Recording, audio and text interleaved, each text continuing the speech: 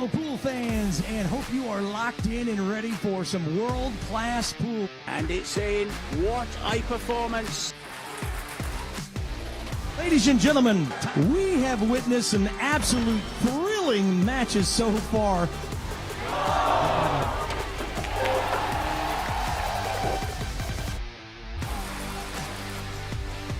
And in it goes. He is your champion. Celebration, so are Victor Zelensky. Finest players in the world. Oh, he makes it. Nicely on the 10. Jasmine Ocean.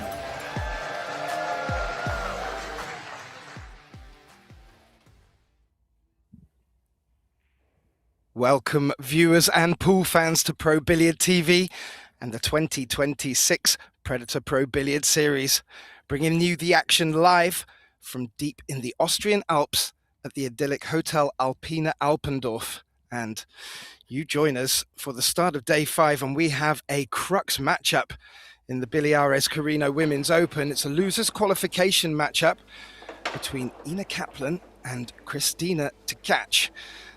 This will be a 10-ball. There are races to 4, best of 3 sets. The winner breaks. There are no early 10s, and the shot clock is in play. My name is Gethin Davis. I'll be flying solo in the box for this one with you. And I would have to say, on paper, you would have Christina down as favourite. However, if Ina Kaplan can play her top game, she will certainly challenge and could come out of this with the win. The main difference, spotting it just from the results so far here in Austria, is that Ina Kaplan took an earlier loss and so had to come the long way and has played 4 matches in getting to this position. Christina just needing to play 2, so a bit more table time for Ina in that respect. However, both are in the mixed doubles event, so we'll have had plenty of time, and I know for sure both Christina and Ina have played a lot on the TV tables. So it will be Christina to break.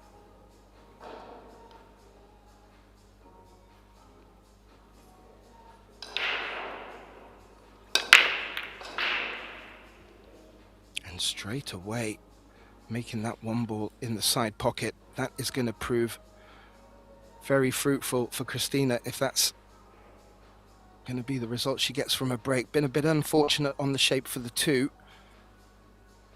But I have to say, good early signs.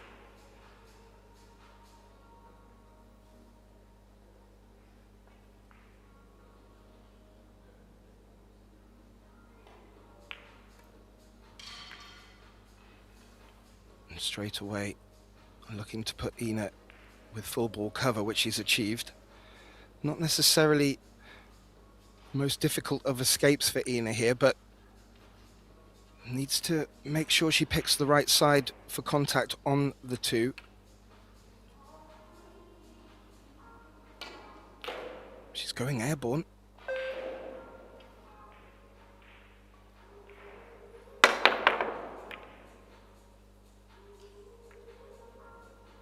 Good contact.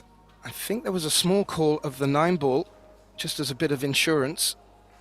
However, that's not worked out, and that 7 is threatening to take away the availability of the pot on the 2. Christina's body language suggests it's on. Needs to be a bit careful here because the 3 isn't available to the top right if she is to go on the offense and is able to.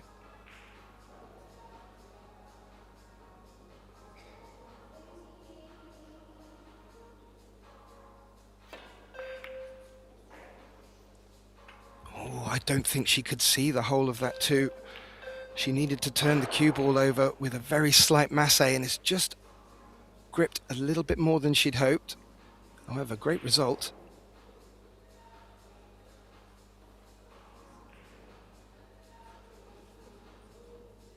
Ina calling the cross bank.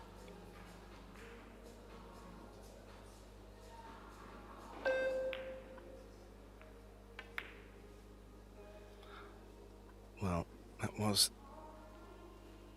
just a call in case that 2 did misbehave and sink in the bottom top right pocket, because it would have meant that Christina would have come back to the table and given the choice of putting Ina back into play. So Christina looking to take this 2 on. Has the cue ball. Finds a pathway around the 8. Now, as I mentioned, not available to the top right, but with the 6-5-9 there's some good traffic to get cover behind. Oh, but didn't need the double kiss. That is a mistake. Was looking to put Ina in a real tough spot. Now Ina looking to return the favour.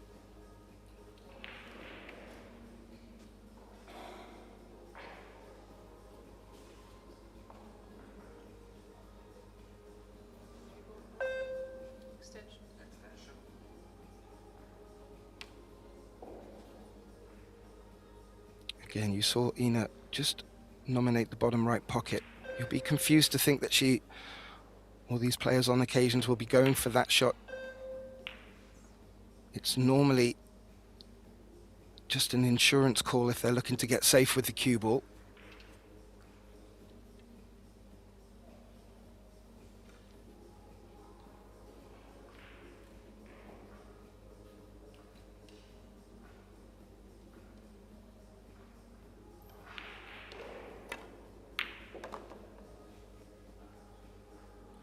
This is a better opportunity for Christina.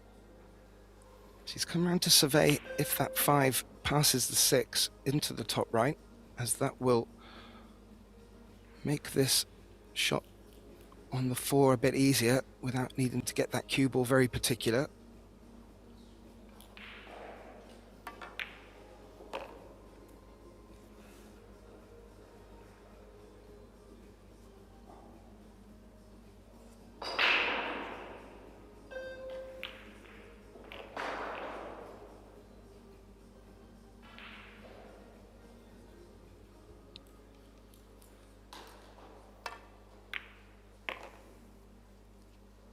Played that lovely, dragging the cue ball.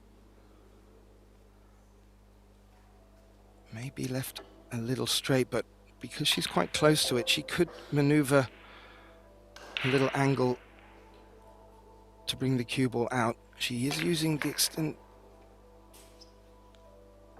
Yeah, she wasn't able to draw because of that 9 ball hampering her cueing.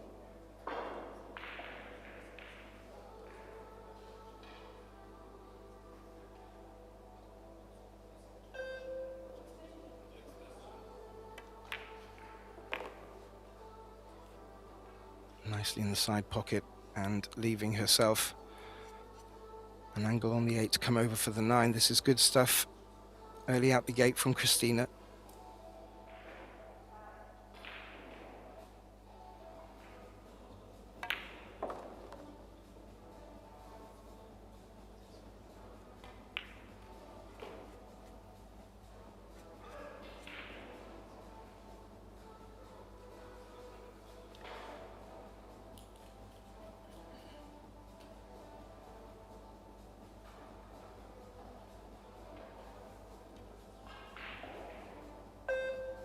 Just stepped up a little, and the shot clock then decided to make itself known.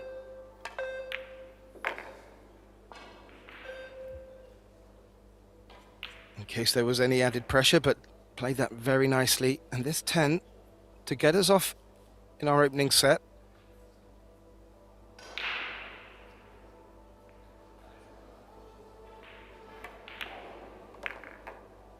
And Christina to catch does get us off the mark with the opening rack. It was a bit of a messy opening for both players.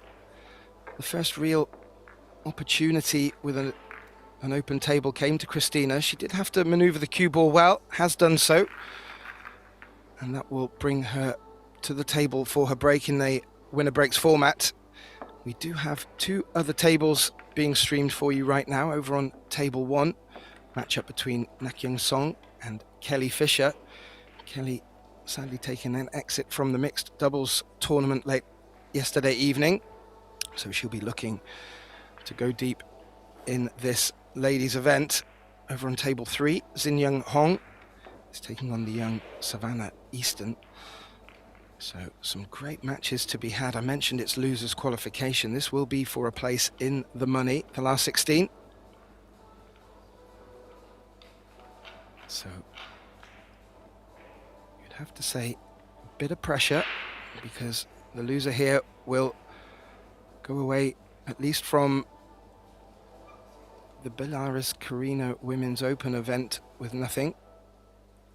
But as I mentioned, both these players still in the mixed couples event. Now,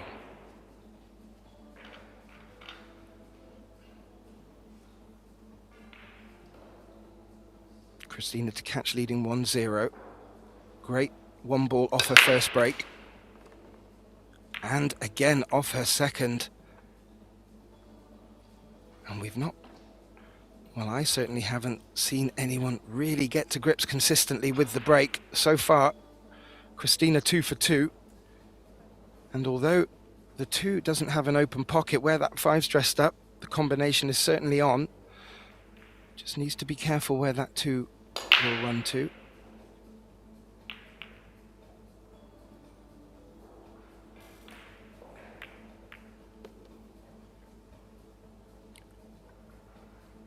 You judged that well. Bit of manoeuvring required here just to get shape on the 3, because she'll need to come back high on the table for the 4 into the right centre, you feel.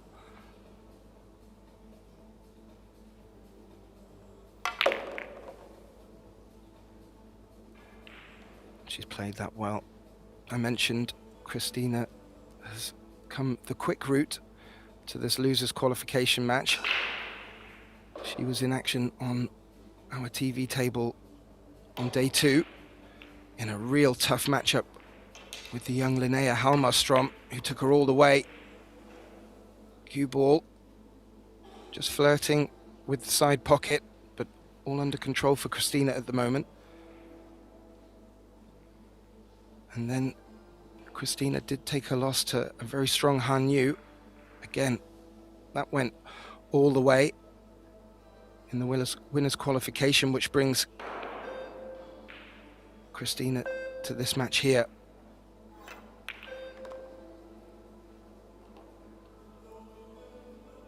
Now, is she going to have to consider the 7-8 combination? There's a bit of distance between it, but where she's left shape on this 6, she's going to be running into that 9 ball. And anything other than a thick hit, she could run out of position, so quite rightly taking a bit of extra time over this shot.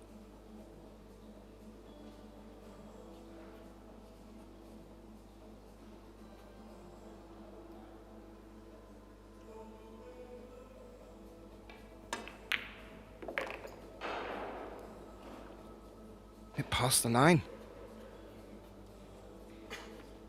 Fantastic.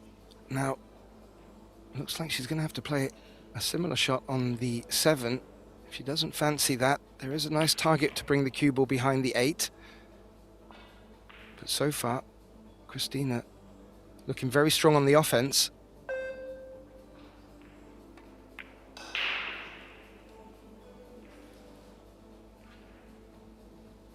She went the other way, looking to bring the 9 in.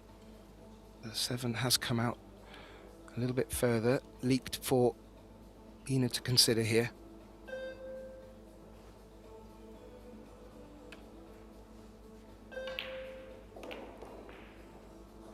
Doesn't look to pass the 8. Maybe from the overhead it does.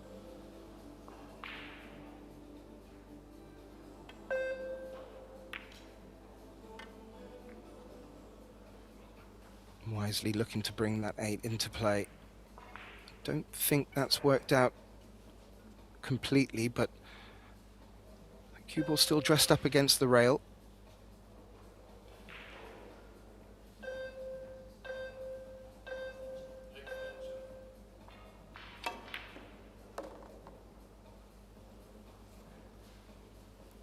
Christina able to take that on.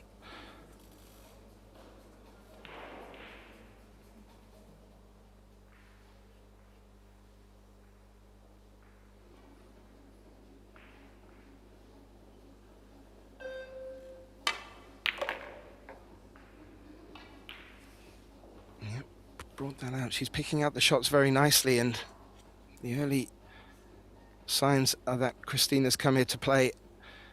Ina's going to need to tighten up on the safeties if she's going to look to get the opportunities she will require.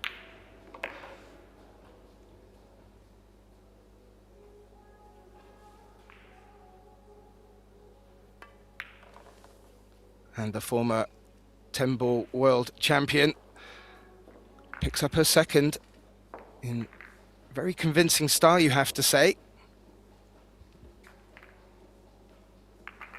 And really being born from her great breaking, and it will serve her very well. It will force Ina as well to need to get her break working just as well. Over on our other tables, we have all the losers qualification matches underway. I'll run through the order with every opportunity I get. Shashalu is taking on Maite, Maria Teresa Ropera Garcia, who is currently leading 2-1 over Shasha. Next table, Yalin Schruman is trailing 2-1 to Xu Qing Chiang. And over on our table 3, Jin Yu Hong locked at 1 apiece, early doors with Savannah Easton.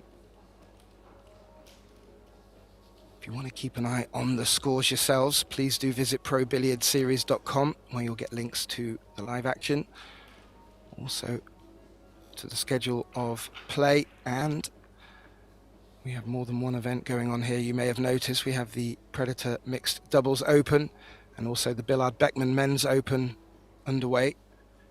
You'll get to see all of that action throughout today.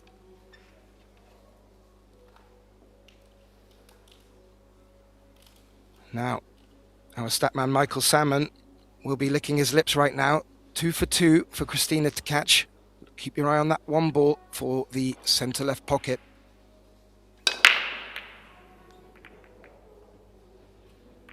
This time, it gets knocked out the way by the 4. It was heading in that direction, and this is what we've seen with other players who've been playing that cut break, is that the one ball does track in the right direction, but seems to just get a knock every now and again. This will bring Ina to the table with a good opportunity, as the balls have spread quite nicely. The 4 would be my only real immediate concern. 4-9 combination could be an option, but first, the 1 needs tackling in the side pocket.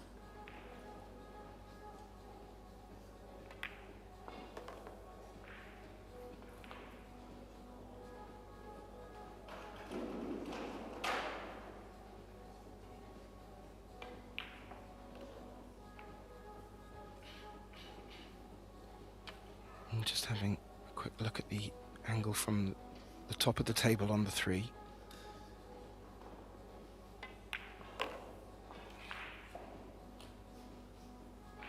Looking to maneuver the cue ball with a bit of side spin towards it.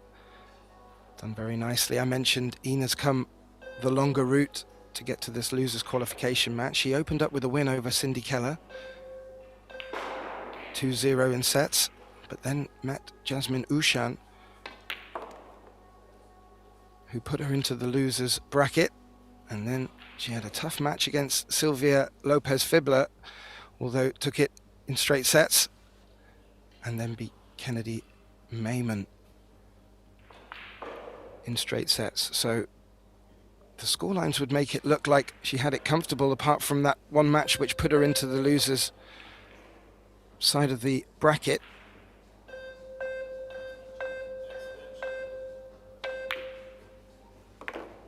And that, a lovely bank shot to stay at the table. That will certainly help the confidence. And now this 5 looks like she's got the angle to miss the 10. Will be flirting with the corner pocket. she does have the option to deep draw across to the side rail.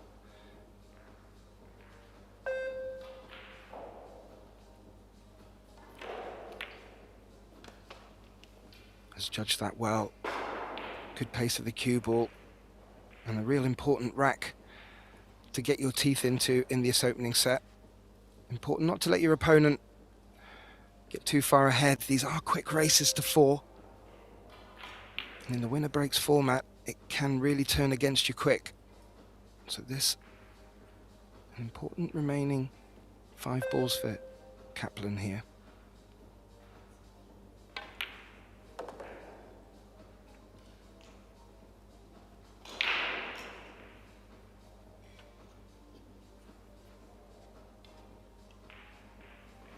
Always calm around the table. We've got to see a lot of Ina. She has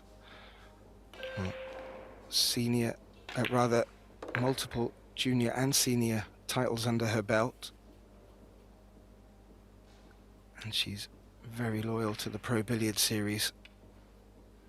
And as one of the top female players, we do get to see her on the TV table a lot.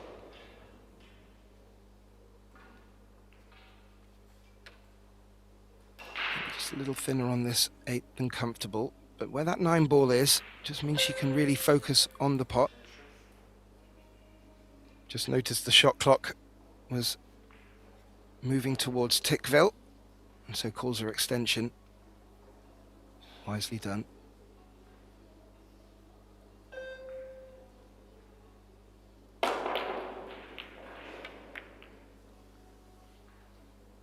Oh. It was a tough cut, but needed taking on. Now, a little gift for Christina here. And the difference between 2-1 and 3-0 in these races to 4, I don't need to remind you, is massive.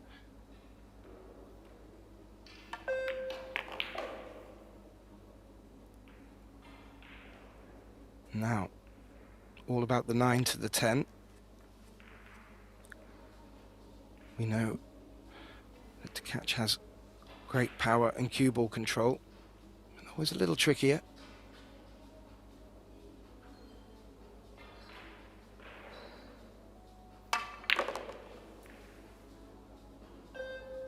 Good timing. How's the bounce off the long rail though?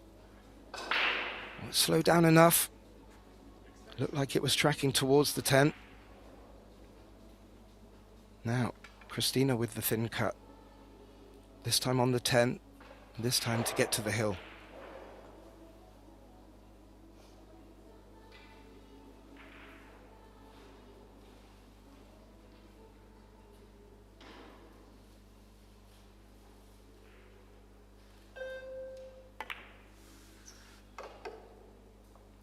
Ooh, and the cue ball.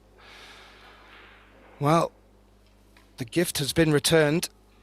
And Ina would have been sat in her chair there thinking that she was going to hope to get to the table for a chance to bring the scoreline back to 3-1. But it wasn't to be. She's come out of her chair and, well, a bit of a steal. Especially after she did so much of the hard work in that rack herself. But more importantly, winner breaks. Ina to the table. We'll get a look at her break now. And while we just get the balls racked together, just to let you know, I was mentioning about our other events. Up next after this at 1 p.m. local time is the last 16 action in the Billard Beckmann Men's Open. And then at 4 p.m. we're moving into the Predator Mixed Doubles event again. And we'll begin at 4 p.m. with the winners qualification. And then we'll continue at 7 p.m. with the losers qualification. And if any of you were joining us yesterday evening, with myself, George Teachea, and George Teachea in the comms box, well, we had another mixed doubles event that went all the way in a shootout, and 4 for 4 for the first round of the shootout. I won't give you any more information. If you want to find out for yourselves, please do have a look on the Pro Billiard TV channel. It was the last match yesterday evening on table 1. But don't go anywhere to watch that yet. We have been having some great matches here on table 2 as well, and this one is just brewing up nicely. If Ina Kaplan can get something from her break now, this match could really move into a fiery encounter.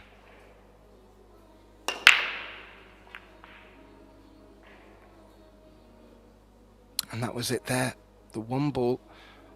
Players have been getting it tracking towards that side pocket, but it just seems to be a ball that wants to spoil that party. It's actually not sold out the one ball though. It's locked up against the 8, so Christina's going to need to go on the defensive.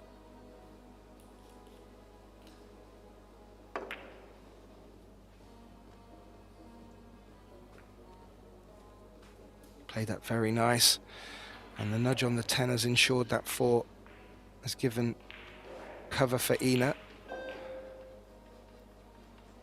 She's brought a jump stick.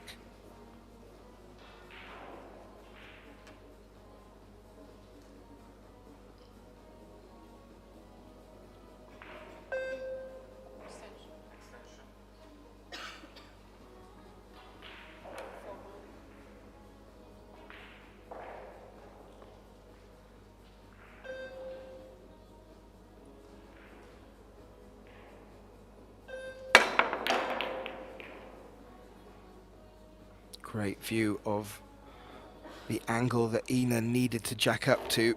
A successful jump and a very nice result. Christina brings both playing cue and jump stick with her for this. She's called a jump.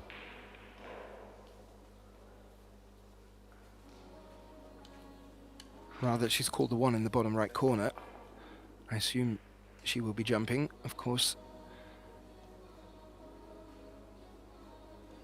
Always a chance of getting shape on the 2 here.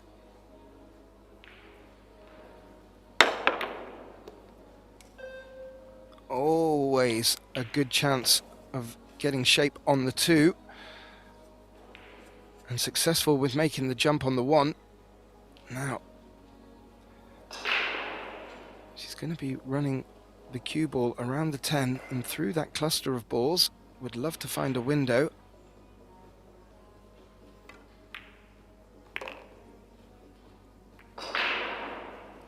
Well, she'd run directly into the 3, a friendly bump.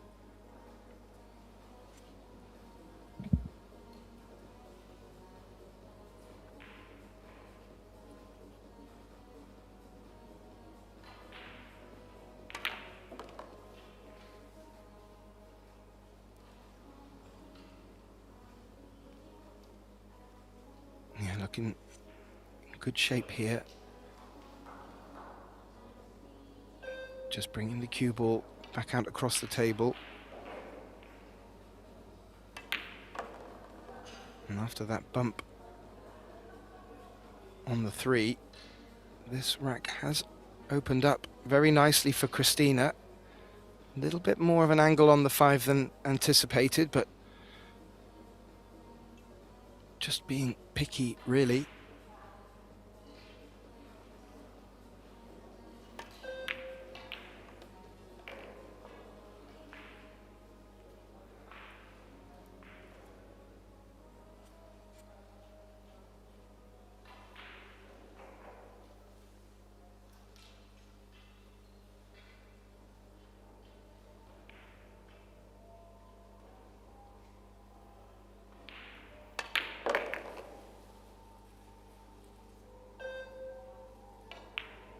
Looks like she's tracked over just far enough to bring the cue ball back over for the 8.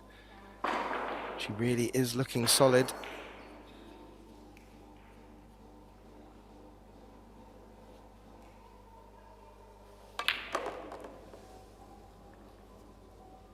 Another interesting one is Christina's matched up with Clenty Catchy for the mixed doubles event.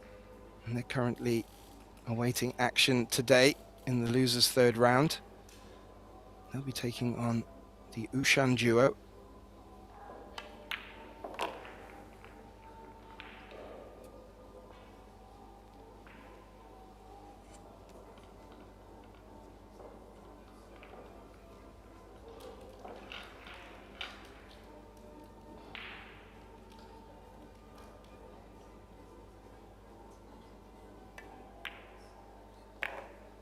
Has to be said, she's picked these off very nicely. Opened her account in this fourth rack with a jump shot, very nice jump shot, controlled for shape on the 2. Had to navigate a cluster with a friendly bump. She's put herself in this 10. And she's put herself on the hill early in our opening set. And while we just get the balls racked, we say opening set. Let's see if we have any interesting updates. Well, we do have an early set on the books, and that will be for Yuki Hiraguchi of Japan. She's taken her opening set against Wanling Wang from Chinese Taipei. And, well, the other sets are just warming up nicely. I'll wait till a few more results are coming in on the opening sets.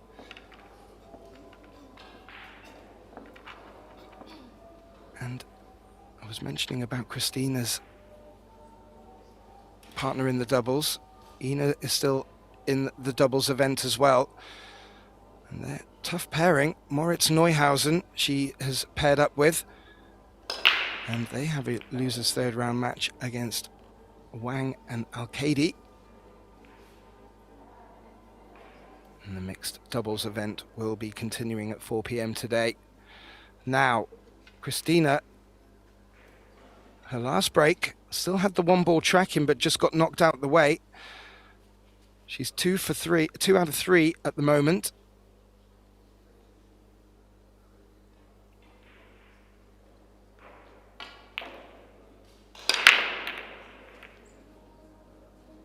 And again, very interesting. Not really much different from her opening 2 breaks, but for her second 2, another ball has come to spoil that 1 ball dropping. So Ina back to the table. And this is exactly what she'll have wanted. An opportunity.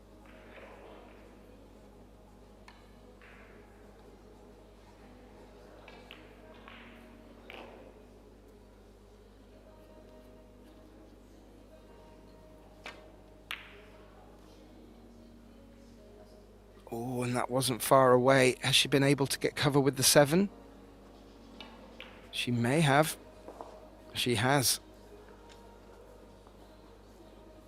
So a nice 2-way shot from Ina there. Didn't make the 1. Left herself a chance of getting shape on the 2 as well.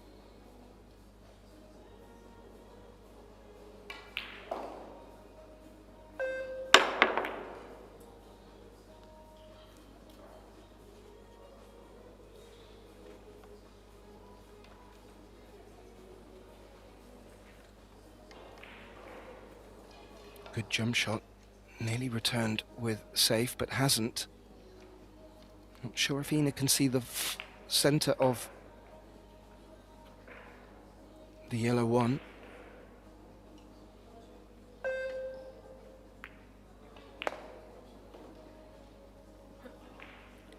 No, she slid off the edge, maybe a little thicker than she'd wanted.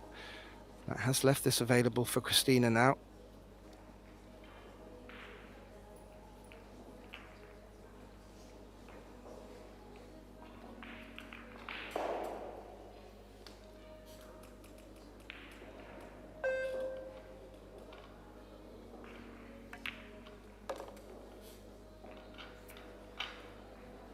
Threading it around the 9. Done very nicely. However, the 3 may come to hamper her cueing here now. The 3 goes to the top right, so we'll not have to do too much in taking the longer 3 on.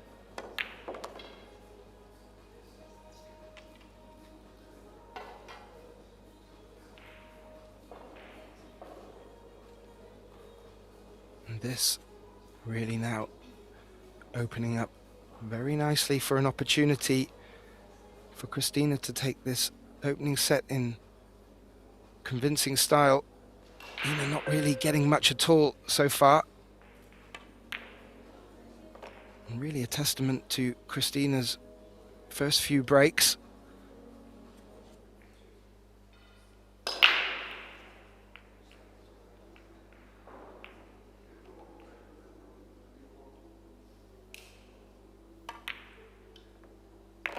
Ooh. Looked a little thick. The speed of that shot helped it drop. Right side of the 5. Well, little wobble is over.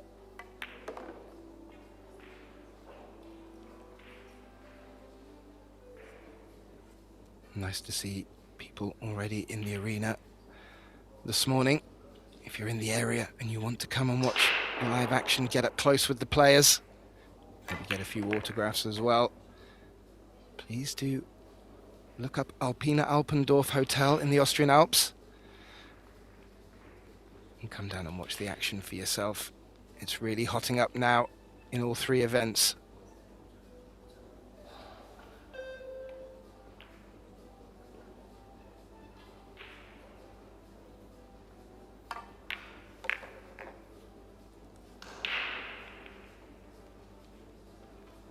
Nice angle on the 8. And really playing solid stuff and being rewarded with the scoreline.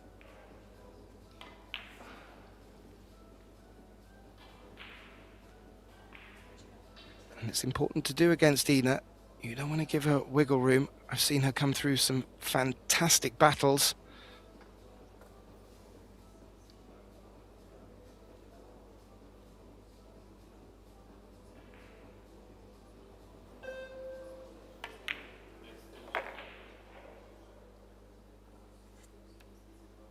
And played very nicely, leaving herself the simplest of 10s and taking this opening set, best of 3 set format in convincing style 4-1. I'll just give you, as the players may take a break, quick update on some scores. Well, there's still only 1 set completed, this being the second now. Xia Liu is 3-2 up over Maitai Ropero. Yalin Schumann locked at 2 apiece with Xu Qingqiang.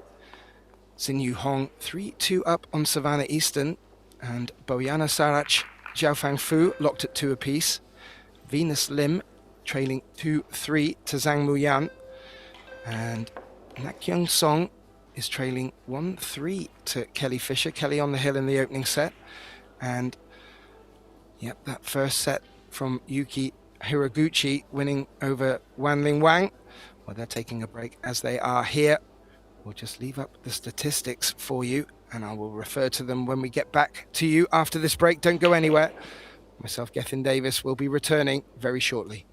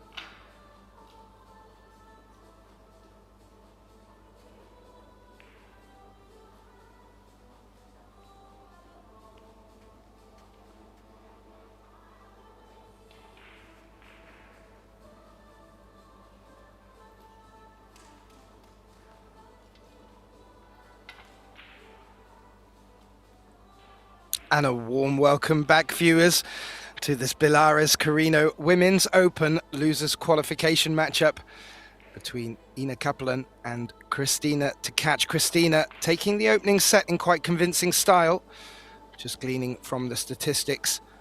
Really balls pocketed and safety efficiency being the difference. Also helped along with two very, very good breaks from Christina. My name's Gethin Davis, and I'll be bringing you the action solo in the box. Ina gets our second set underway. On this occasion, dry break. Good look at the one. Shape for the two. Is going to be given some consideration here.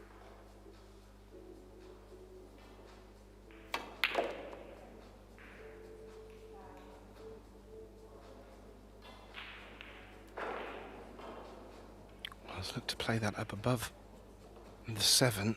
Did very well to get that much out of the cue ball. Looked at slightly tricky cueing with where the blue 2 was for her last shot.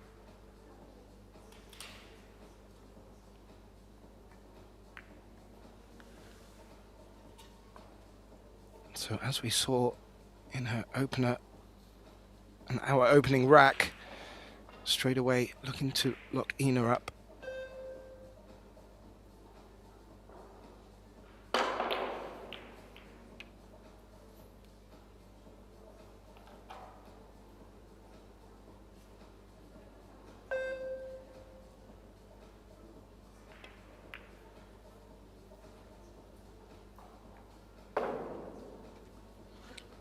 Oh, and that wasn't far away from putting Christina in a lot of trouble. I mentioned towards the end of our opening set, there's a couple of opportunities where Ina really needed to put Christina in trouble. That was another. I think she had read that really well. It was actually unfortunate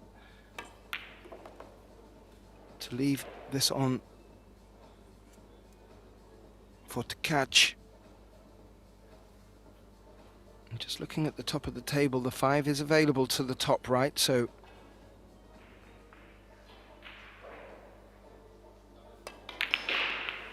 there is no developing of problems needed.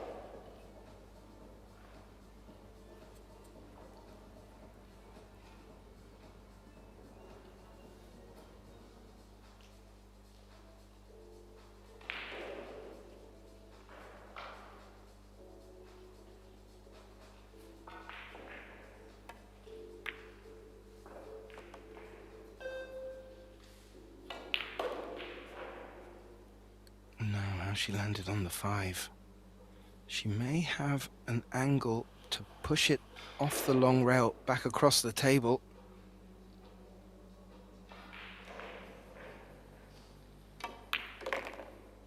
She did.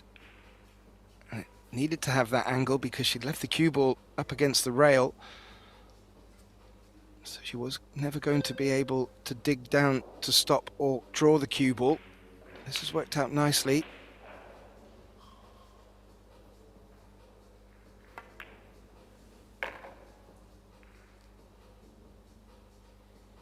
Taking the short rail in, making sure she's low on this 7, so the cue ball can do all the work now.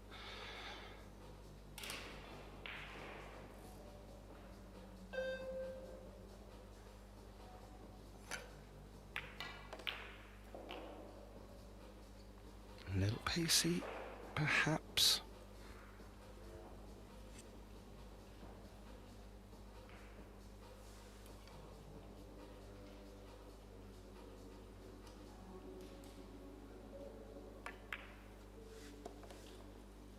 So really a good escape from Ina off Christina's safe. Just leaked the one out.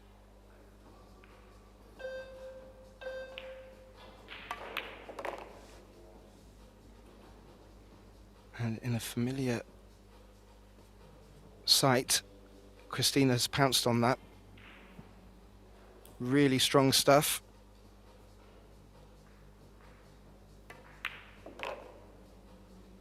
And she does take the opening rack in the second set, so looking to continue as she left off. And it's winner's break format, so we'll return to the table.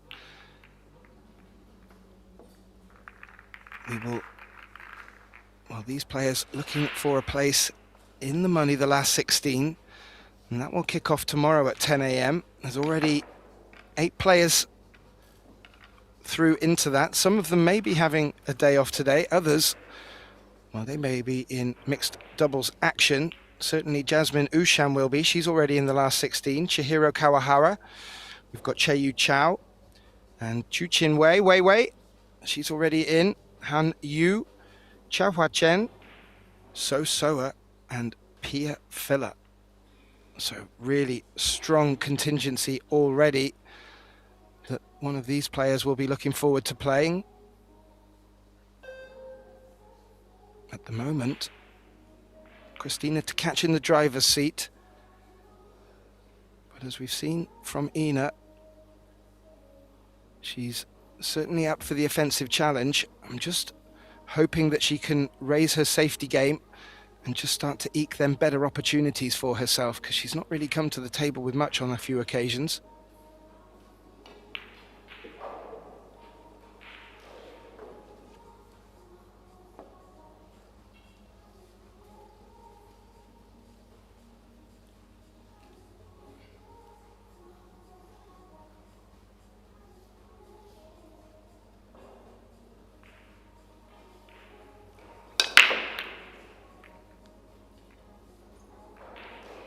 This time the one ball came low of the side pocket, didn't get contacted with any traffic.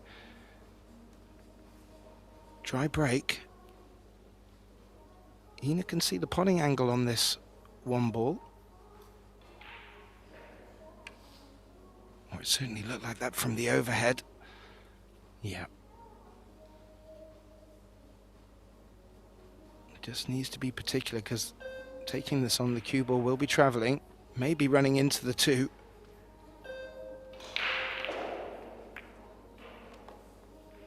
Came through the gap. And a friendly nudge on the foil. And that's kept the cue ball in play.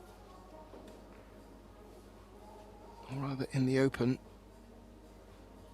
As you can see from this angle, that 2 has the top right available. The 3, as Ina's just checked, she wanted to make sure it went into this pocket. Looks tricky with position from the 2.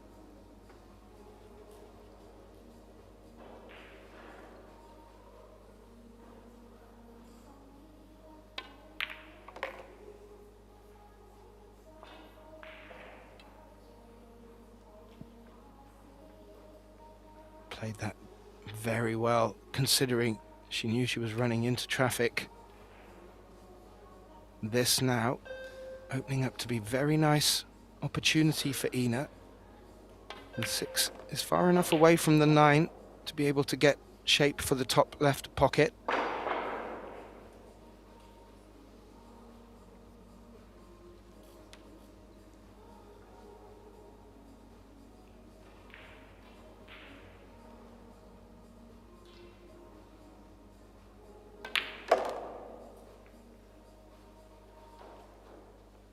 Now, how's her angle on the 5? If she's straight, she'll need to draw back.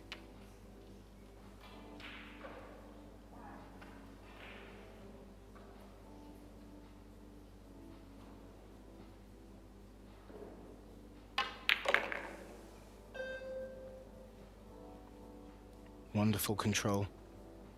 Wonderful control, and puts herself in prime position now for this second rack in the second set. A must-win set for Ina. She'll need this set to take us to a decider.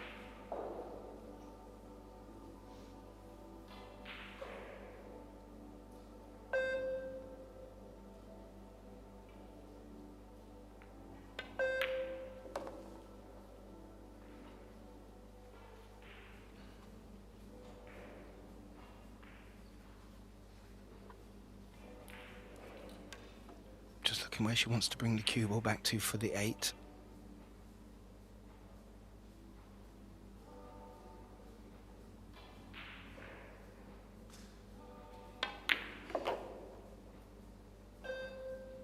Played beautifully, as you can see in the top right of the screen.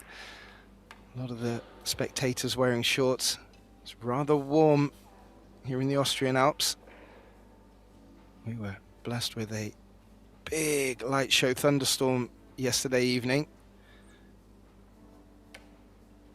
So clearly the sun's still shining outside, and it's now warming up very nicely, already early doors on day 5. Ina not getting as much table time in the opening set. And this will do her the world of good. It's quite straight for the side pocket. Could just float down for the 10, taking it there.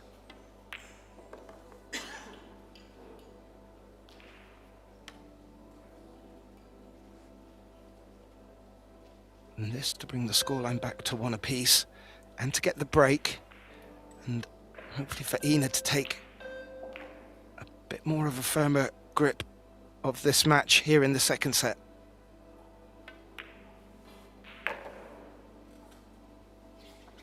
Yes, nicely done.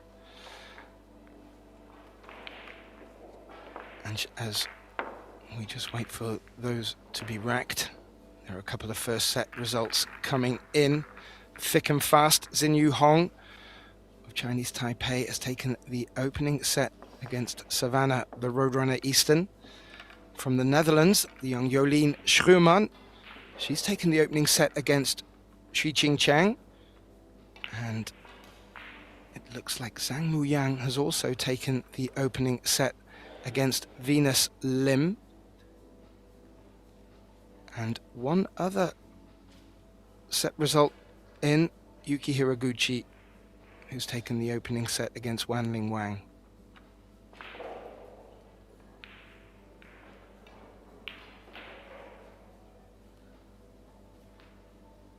And Christina sometimes will sit in a very relaxed sort of meditating pose from time to time. I'm not too sure if it's relative to the scoreline, but on this occasion, just having a look around the arena instead. Ina Kaplan to break, breaking from the same side as Christina.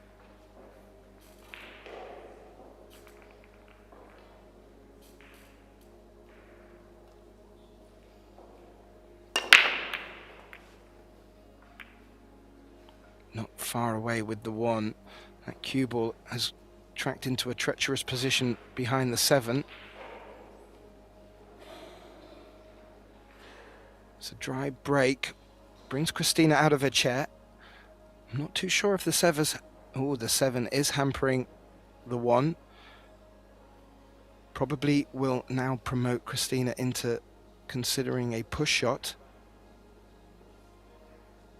For our viewers new to the game, a push shot will allow Christina to place that cue ball anywhere on the table, play the cue ball to anywhere on the table, can hit any ball, even pot it. But the next shot will be Ina's to decide whether she would like to take it on, or does she want to return it back to Christina.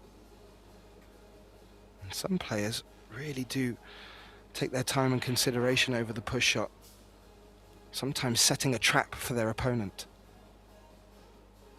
This time, good distance with the cue ball up against the short rail. Ina doesn't like it. And now, will we get to see if Christina did set a trap?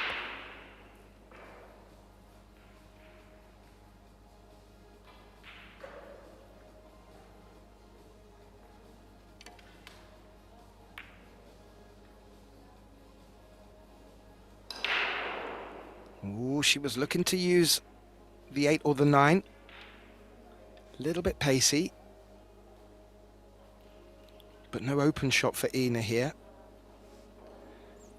Now, this is really where Ina needs to just up the safety department for this match.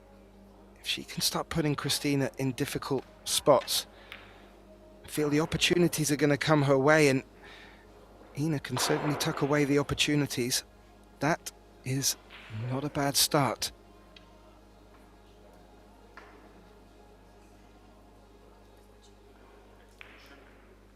Christina bringing both jump and playing cue. I think the 5 and the 2 are blocking side rail escapes. May force Christina to have to go airborne. I'm not sure she has to jump over both the 10 and the 4.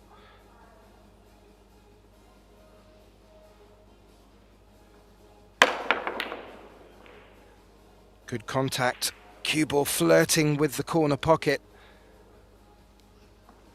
It didn't drop, it's hung in the jaws there. But Ina has the 1 ball in the open and options. It's just going to be the cueing. Looks like it's going to be tricky.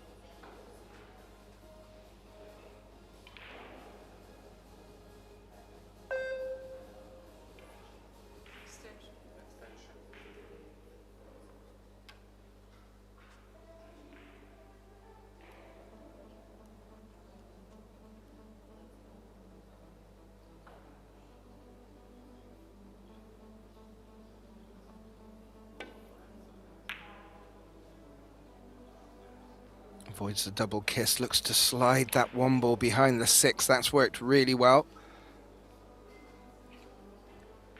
So Ina, yes, indeed, upping her safety game. And this is where the opportunities could come for her. I mentioned these ladies playing for a place in the last 16, which is where the money begins. It is a $90,000 prize pool for the 64-player field. And first prize, $27,000 for the champ, making the last 16. Well, that already guarantees you just under $2,000. And this, the opportunity, using all the pocket, is the little smile from Ina, is the opportunity that exactly good safety play will reward her with, and it has.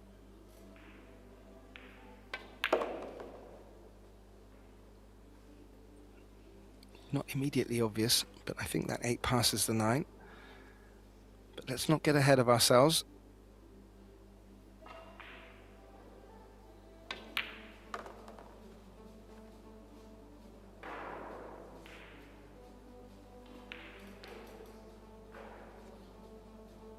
Just looks to have a bit of pep in her step as well. This is all good signs, but just needs to focus.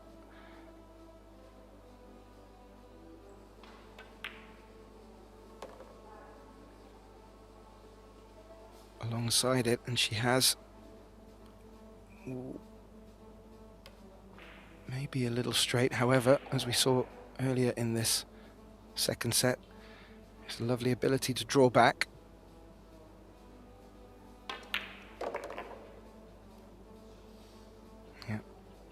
Seems quite effortless as well. Now, that would suggest the 8 passes the 9.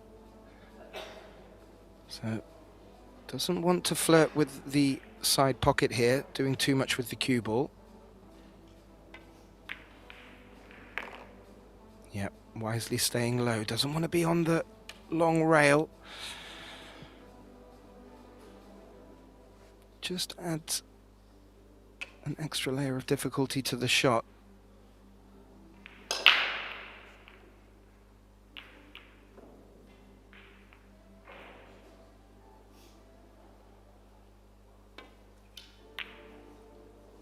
Oh, yeah, it does add that extra layer of difficulty to the shot because you cannot see most of the cue ball.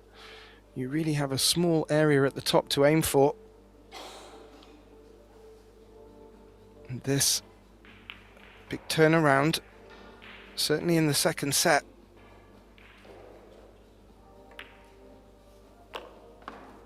Ina doing all the hard work. Christina with just 3 balls to find the finish line in this third rack.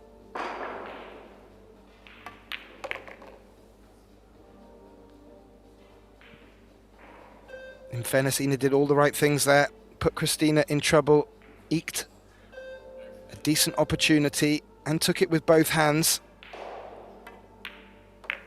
Just sadly, difficult position on the 8 gave Christina the look in, and she will take the lead in the second set and start to bring herself closer to the hill. And that would really ask a few questions of Ina. The difference being now, Christina back to the table with her break. I was talking about the prize money. I'll have a look at some of score updates, but just to give you the full update on the prize breakdown, it is $27,000 to the champion in this event. Big money. Second place will get $15,750. Third and fourth will get $7,875 and $3,940 for 5th to 8th. Little flash up of the statistics there. Thank you very much, Michael Salmon, our dear colleague, bringing the statistics for both this and Table 1's action. And a little update from our TV Table 1 while we talk about it. Kelly Fisher has taken that opening set against Na Kyung Song. We return Christina to catch to break, leading 2-1 and 1-0 in this race to 3, a best of 3.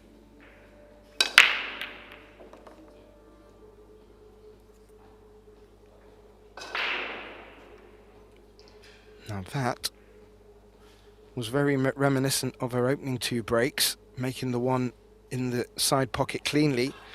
It looked like she just took a little bit off her break. And that was something my colleague Tim Delauter was making reference to yesterday. Some players were just taking a little bit off, and it was preventing that one ball getting collided out the way, bringing the cut break more to the player.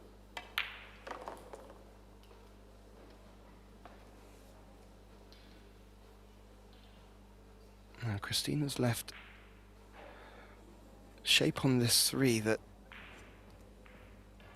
if she were to take the 3-6 combination on, there is a very good chance that 3 is going to run behind the 10 if it misbehaves. So she's going to have to play this purposefully thick in the 6 into the right side of the centre pocket. Oh, she did that very nice.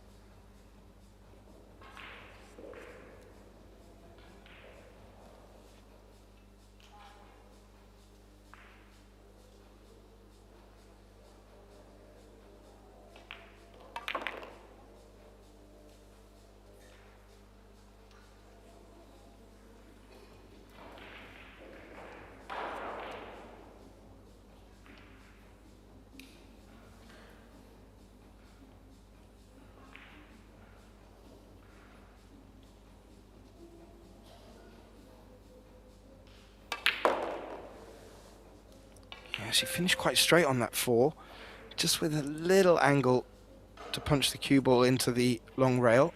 Played it really well, had to generate a lot of power for that shot. What a time for a break and run from Christina. Clearly needs to keep Ina in her chair.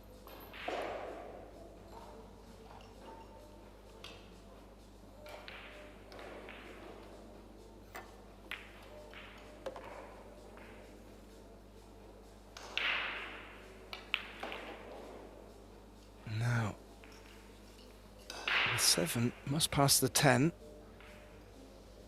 from the way that she's purposefully positioned the cue ball here. As you can see from that camera angle, it does. Not much needed doing with the cue ball to hold for the 8 here, just to give yourself that angle to come back across for the 9. Center table would be good enough. This is looking quite ominous now for Christina, and The magic 3 in these races to 4 could and should be found.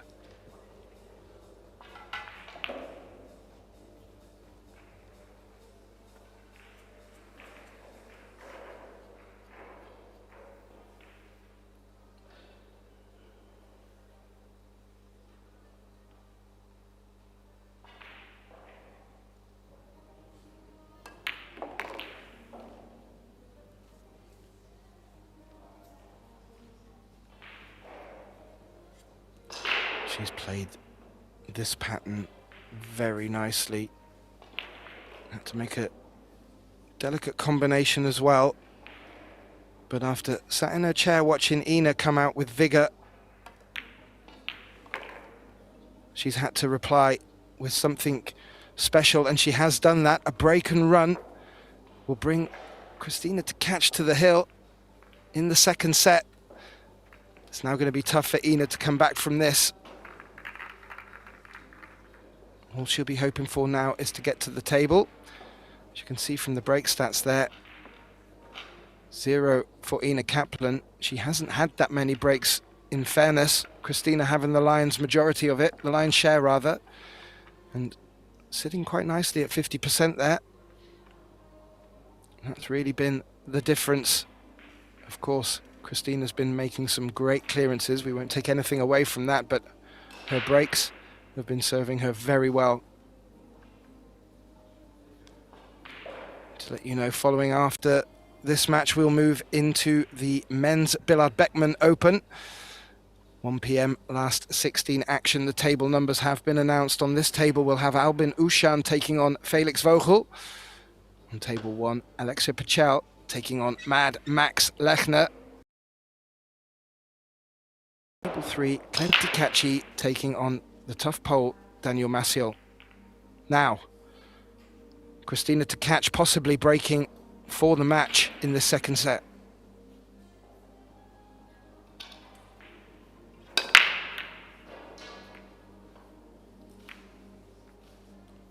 The one refused to drop, and it's hung over the side pocket for Ina to have a look at.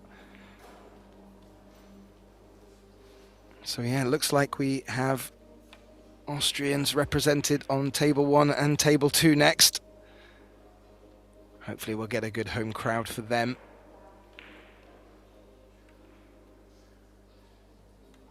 Now, Ina's had a good look at that 2 ball. I'm not sure if she can stay above the 7 off 2 rails, or maybe even come through the gap of the 7-2.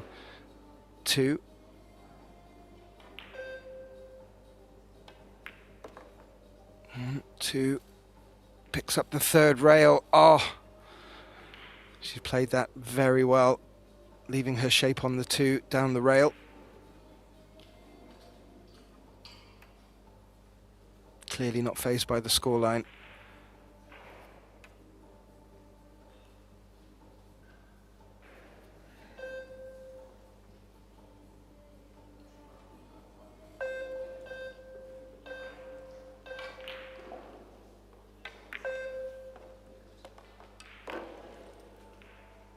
Oh dear, oh dear. I didn't see that coming. Scratch on the cue ball in the side pocket. An awful time for that to happen to Ina. She's looking good at the table in open table, but that's really going to take the wind out of her sails. And now an opportunity for Christina to take this match in very convincing fashion. She's having a look at the 4 ball, where she wants to get shape on it.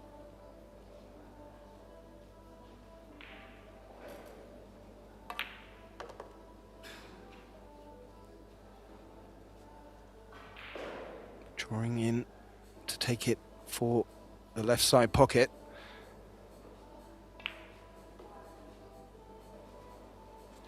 And really, just to be particular on the 5 to 6, as the 6 is hampered by the 8 to the bottom right pocket, and this is, I'm afraid, for Ina, looking like this could be the end of her tournament life.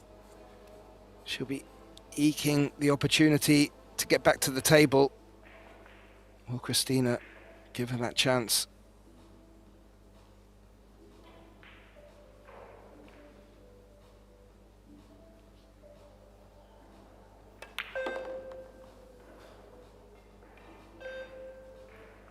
Had to come in and out off the top short rail. Has done. Has come down far enough. These shots into the side pocket can be slightly treacherous.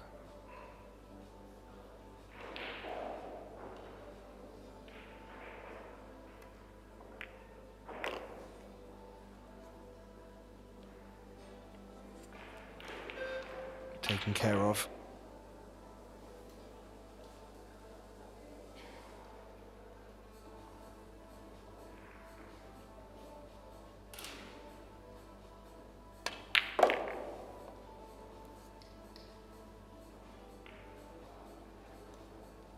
And a very familiar sight in this match. Christina picking off the remaining balls in metronomic style. As I mentioned, we have all 8 losers qualification matches underway. If you want to keep an eye on the scores as they're coming in, please do visit probilliardseries.com. And we have action on our other 2 TV tables. Nakyun Song taking on Kelly Fisher on table 1 at the moment, and Jin Yu Hong taking on Savannah Easton.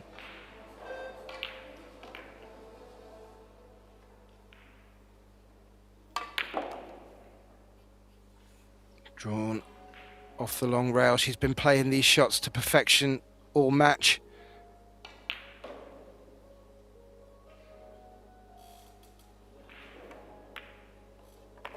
And Christina to catch in what would have to be, say, very comfortable style.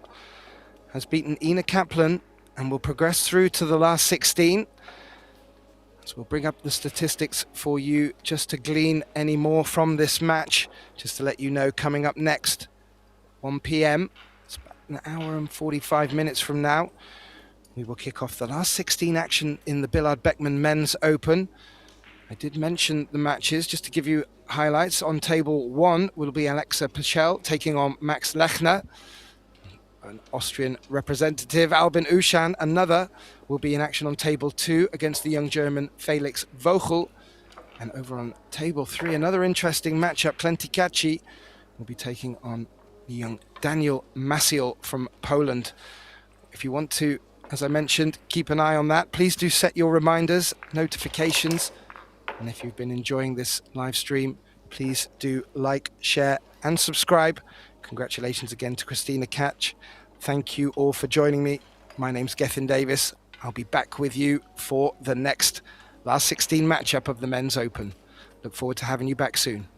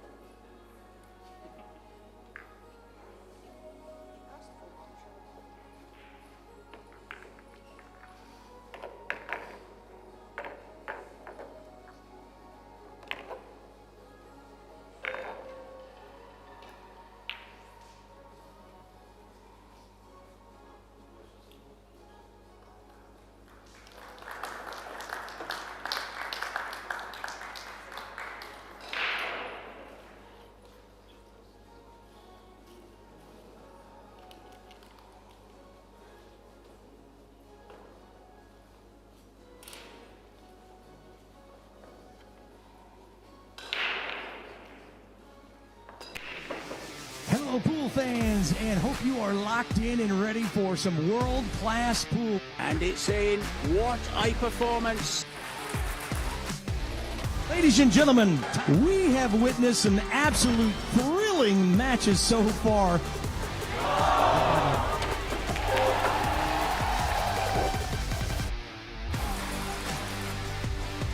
And in it goes. He is your champion. Celebration, so Victor Zelensky. Finest players in the world. Oh, he makes it. Nicely on the 10. Jasmine Ocean.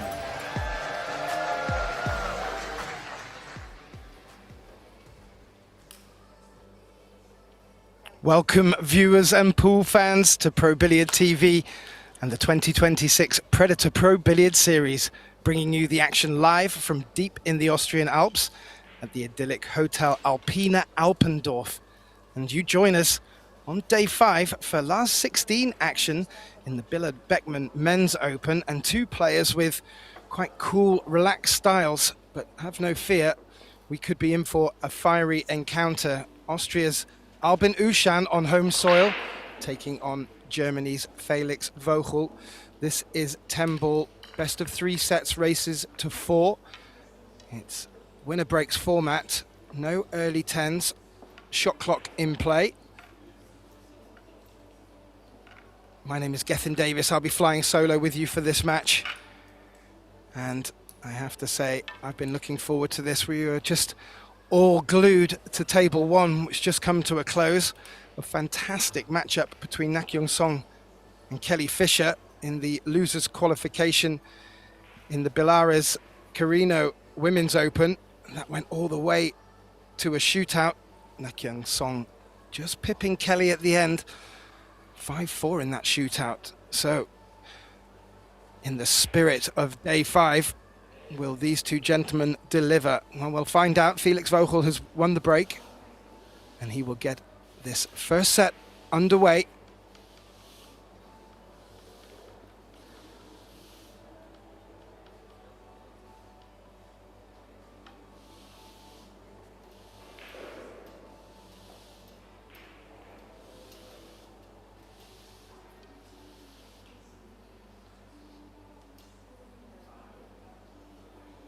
Breaking from the side.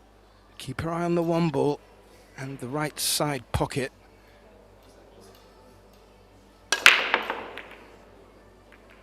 Oh, it was going, but the 3 got in the way, and that's prevented a ball from dropping. Felix will return to his chair, and Albin will step up. There is a shot on to the 1, as you can see from the overhead, to the top right corner, top left as we look at the screen. May not be much value in going for that. However,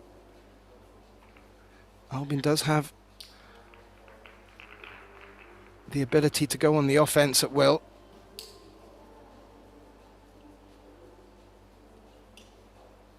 He's had a look at the potting angle.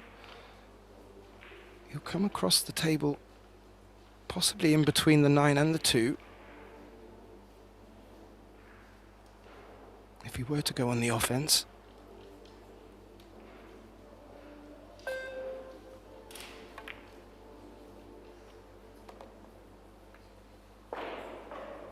Oh, he's played that nicely, and after catching the second long rail, has used the 9 to take the energy out of the cue ball, leaving this 2 into the side pocket, and in that 1 shot has really opened up this opening rack.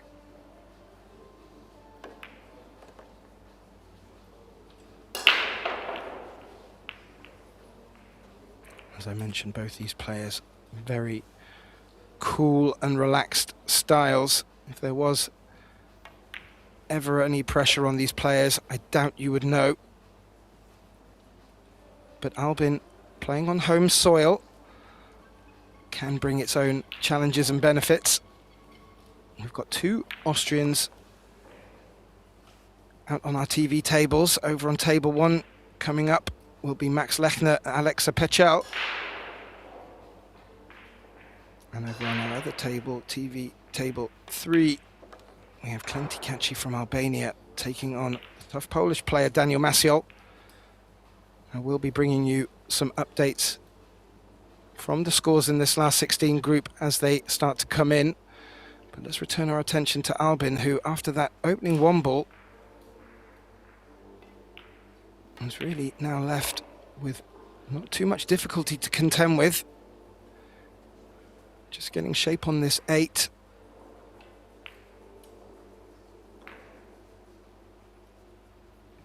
The key consideration here is looking as if he's going to stay underneath it, or rather above it. Looking at the table from here, which he has done. That's bounced a little bit more than he liked. And where the 9 is positioned, not having the bottom left corner pocket available, we'll need to put a bit of a shot in here to get shape on it. Otherwise he may be forced into having to take the combination on.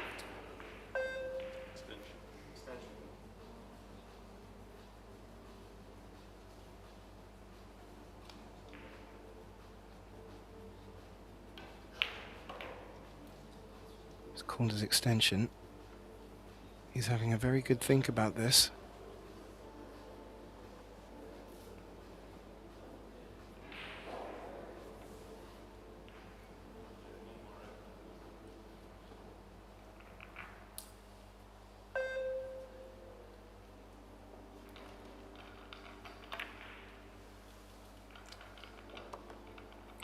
He's played it long. He's looked to come underneath the 9, possibly for the left side pocket or top left, but it's not come far enough.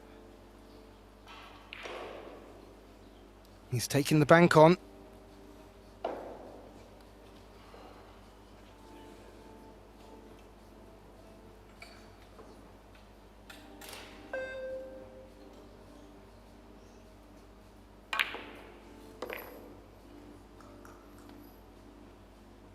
Great recovery shot from Albin Ushan to leave him this straightforward 10. And to get us underway, putting his first point on the board and against the break of Felix. So in this winner breaks format, Albin to the table.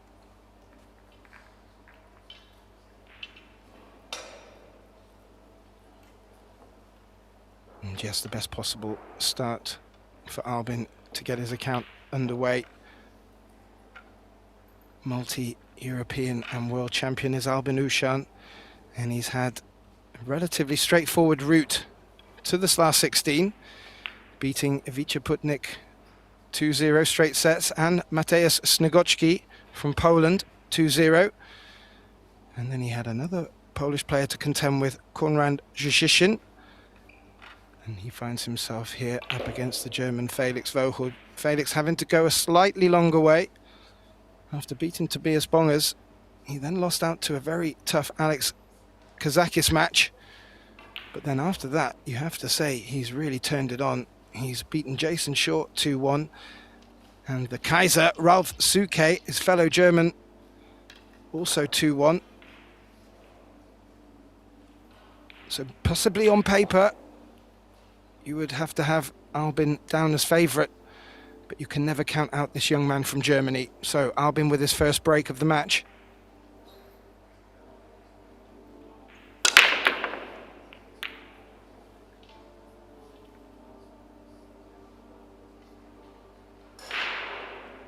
No reward. That will bring Felix out of his chair. The 1 is available to the top left, but there's tricky queuing over that 10. Felix is going to be jacking up a little bit, which makes this a rather difficult one to take on.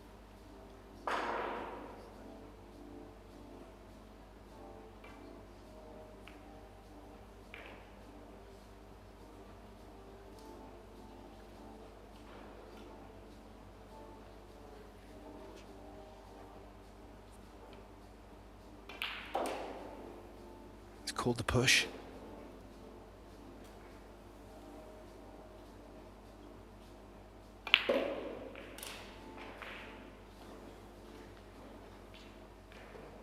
little, maybe the slightest contact with the 10. A push, you can pretty much do what you want aside of scratching on the cue ball.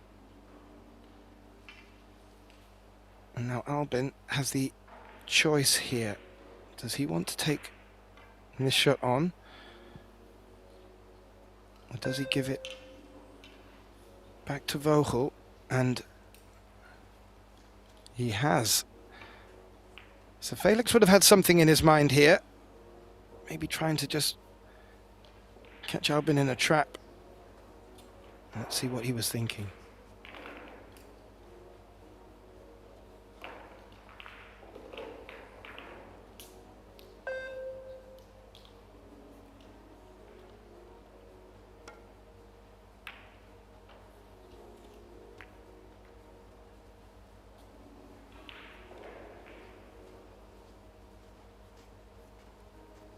Nearly got full ball cover on the 1.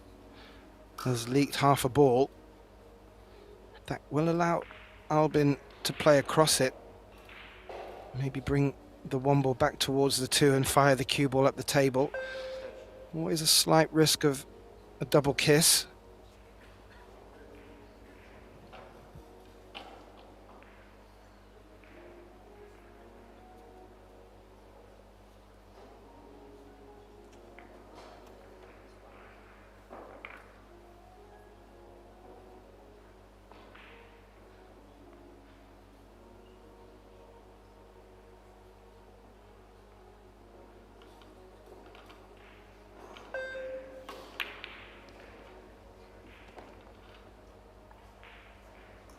For the second time, and in the second rack, he's taken on the bank and made it successfully. More importantly, he's got nice shape on this 2. He's just checking to see how the 3 ball is sitting. It looks like it will pass the 5. That will be very useful.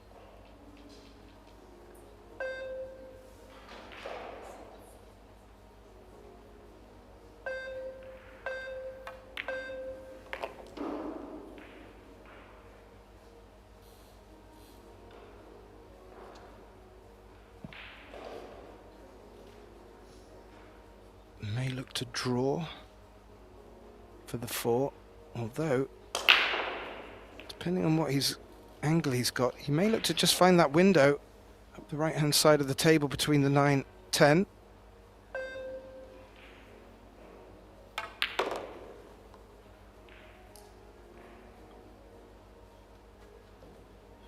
Went for the draw again. As you can see from this angle, pretty straight on the 4. The benefit being, doesn't need to do too much where that 5 is situated over the bottom right corner. And this layout is starting to very much open itself to Albin here. Full credit to the shot selection.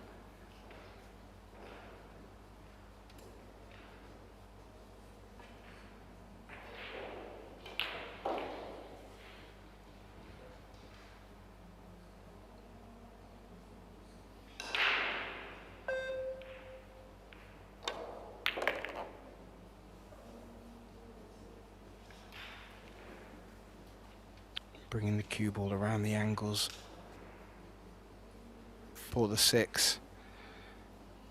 Just looking at what pocket is his preferred for the 8. If he wants to take the side, he's going to need to come low down the table from the 7. Otherwise, the bottom right pocket would be his preference.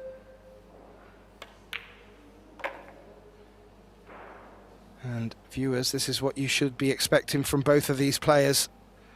They have the ability to run out some really tough racks when presented.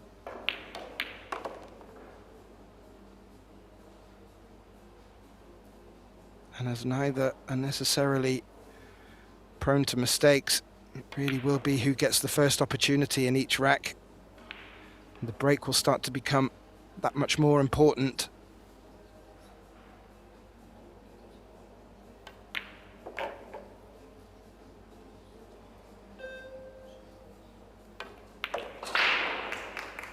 Albin Ushan, even though a dry break, able to close out the second rack brings us to 2-0 in Albin's favour. We have all last 16 matches now underway. There's some big matches out there. Just give you some highlights. Alex Kazakis taking on Mateusz Snegocki. George Georgiev against Joshua Filler. Fedor Gorst taking on Oliver Zolnocki. Jonas Islandboy Suto taking on Viktor Zielinski. Nayuki Oi and Rukan Lin. And finishing off Klenti Kachi taking on Daniel Maciel. That match over on our table 3. As the results of the first set start to come in, I will bring you updates. This is winner breaks format.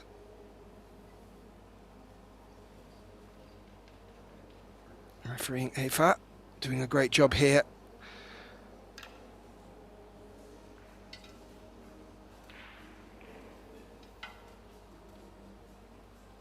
Now Albin Ushan leading 2-0 in this opening set, race to 4 with the break.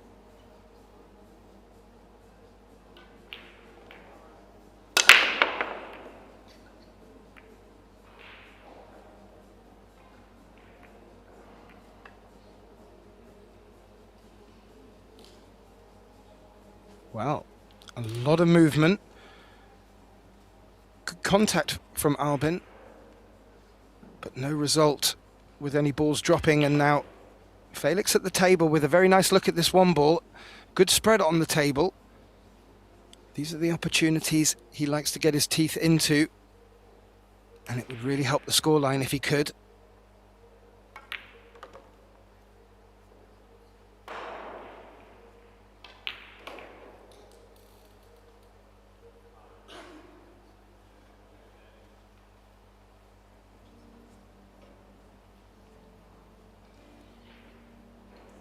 Looks like that 3 will slide past the 10 into the side pocket,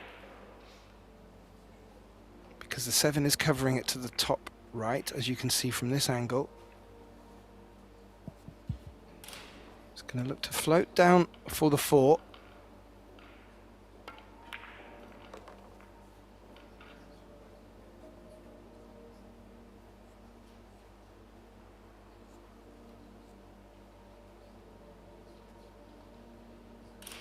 And I mentioned fiery encounter, and this is exactly what I'd come to expect looking at the lineups on the schedule for today. We've had the privilege of following Felix through his junior years, moving into the senior game. World junior titles under his belt. He is really one to watch for. And the more and more he plays on the big stage against the big players, the more comfortable he's going to get out there. And you can see that now. He's very composed. Doesn't need asking twice.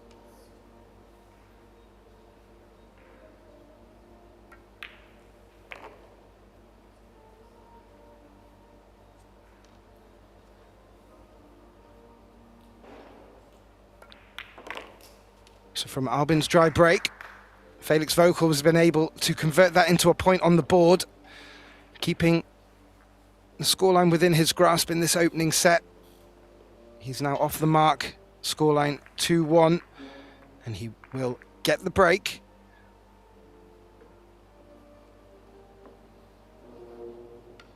Well, we just wait for Ava to rack the balls for us. Just a quick update with regards to order of play today. At 4 p.m. we will move into the Predator mixed doubles event winners qualification stage. There are some fantastic lineups in there. Our closing match on day 4 yesterday was a fantastic shootout thriller. You can watch all of these back at your leisure on Pro Billiard TV in their video channel. And in case you weren't over on table 1 just now, another fantastic shootout between Nak Young Song and Fischer, both fighting for their tournament life in the women's event.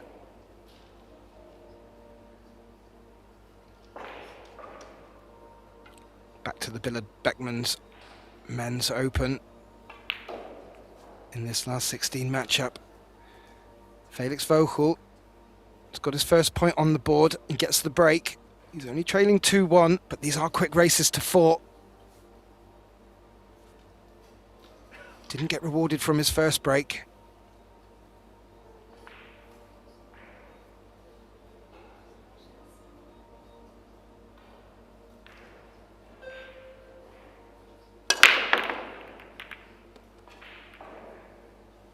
The 9 fell.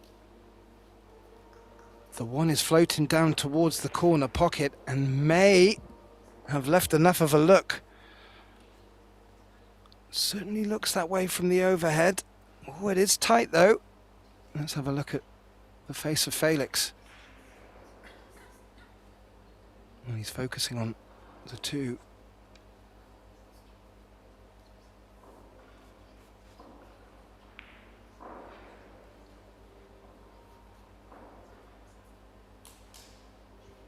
I don't think you can see the potting angle. He's going to roll across it. Oh, he could. It looked when he was dressing the ball there. He couldn't see the potting angle. He could, but has just lost the cue ball up behind the 6. A little wince from Vogel, but he's looking at taking this on.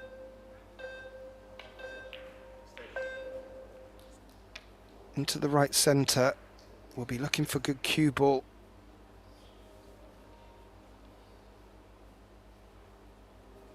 Looks there, the 3 doesn't pass the 10. So yeah, the side pocket was an insurance call. Felix looking to get the cue ball, just muscling into that 6-5 combination. It hasn't worked out. The blue 2 is on, but as you can see, that 3 is not available. The combination onto the 10 may have to be the option for Albin here, but with the angle he's got, it seems quite natural for the cue ball to head in that direction. So keep your eye on the cue ball on this shot.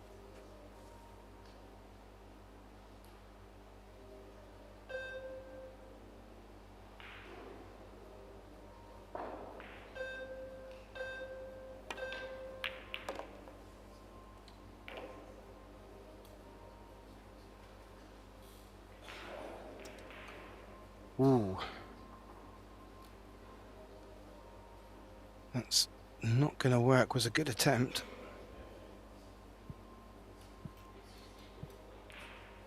And as you can see from where Albin was just putting his hand on the table, he's looking to get the cue ball around that area, covered with the 10.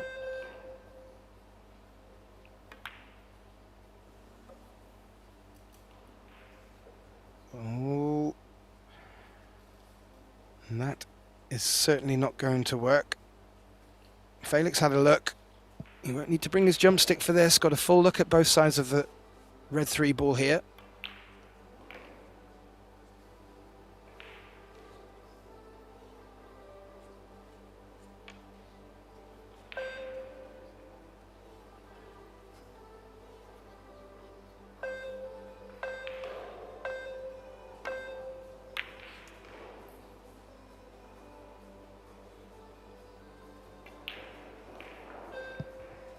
Unsure if he went for that or not.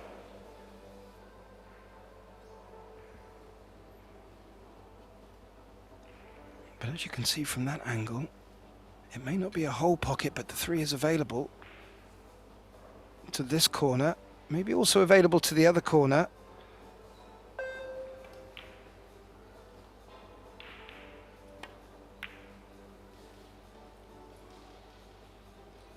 Nope. Safety the best option. Had to navigate the cue ball round the 10.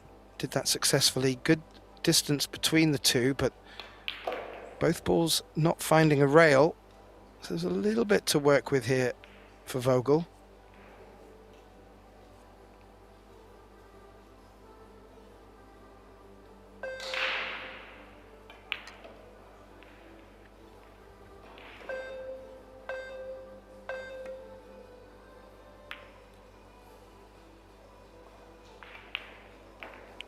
Was looking to bump full into the 10. May still have got cover.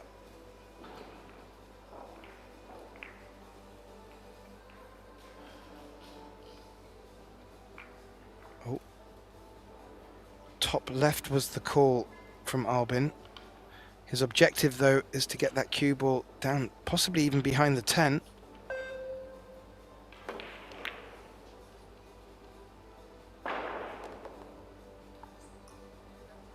And he did make the bank as well, so he will stay at the table.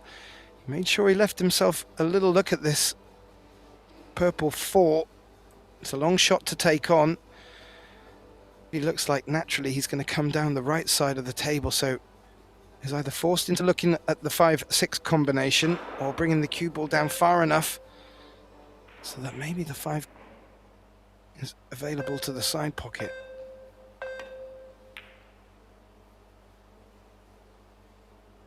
Didn't feel the value was on. Good percentage play. And possibly full ball cover with the safety as well. Certainly you could expect Vogel to be able to jump over the edge to make contact on the 4. He may see something more advantageous out there.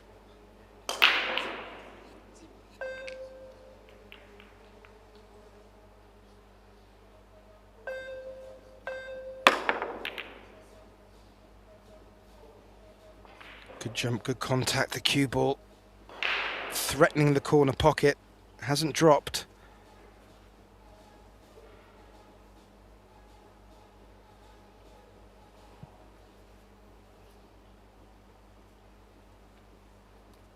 Four ball is out in the open. There may be a shot where he feels there is both safe and opportunity to attack.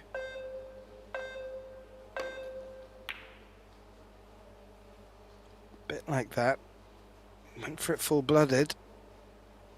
Hasn't worked out. And now this a chance for Vogel. He's having a look at that combination 5-6. Because again, there's not really much for Felix to work with off the 4. As you can see from this angle, it's not straight, it's not lined up perfect. It's going to need a little bit of maneuvering.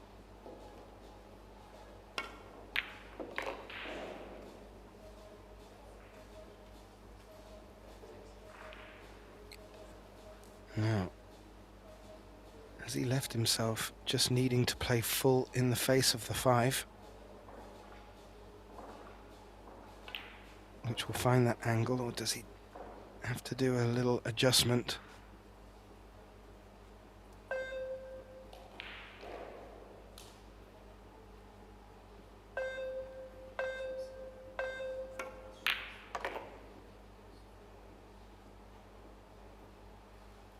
Fantastic. Wasn't a straightforward combination to take on. There was a lot of distance there as well between the cue ball and the object ball. This should be now a set winning opportunity for Vogel, and fully deserved.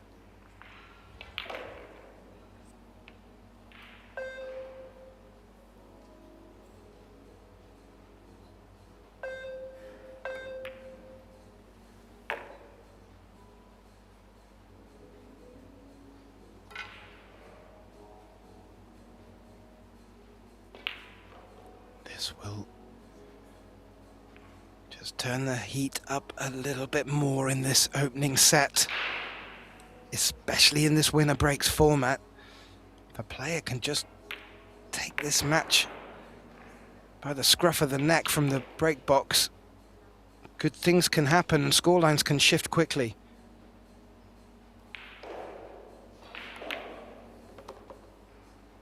And Albin getting off to a 2-0 lead. He'd be forgiven to think he could steal a march at that point, but the young German had other ideas and has brought the scoreline back to 2 apiece. In the balls pocketed department, Albin still just pipping him at the line there, but 2-2 in our opening set, race to 4. It will be Felix returning with the break. Let's just have a little look around the arena for some updates. We'll start from the bottom. Klentigachi 2-2 with Daniel Maciel. Nayuki Oi has already taken the opening set against Wu Kunlin. That's impressive in that time. Victor Zielinski currently 3-2 up, opening set against Jonas Suto. And Oliver Zornocki taken the opening set against Fedor Gorst. I'll keep... Oh, we do have a little squeaky more time. I'll just fire a couple of others. George Georgiev in the opening set against Joshua Filler, leading 3-2. And Alex Kazakis has taken the opening set against the Polish player Mateusz Snygocki. Now, big moment for Felix. Had to watch the scoreline go against him for the first 2 racks. He's dug deep to bring the scoreline back to 2 apiece. Now has the break. Would really like to get on the hill first in this opening set.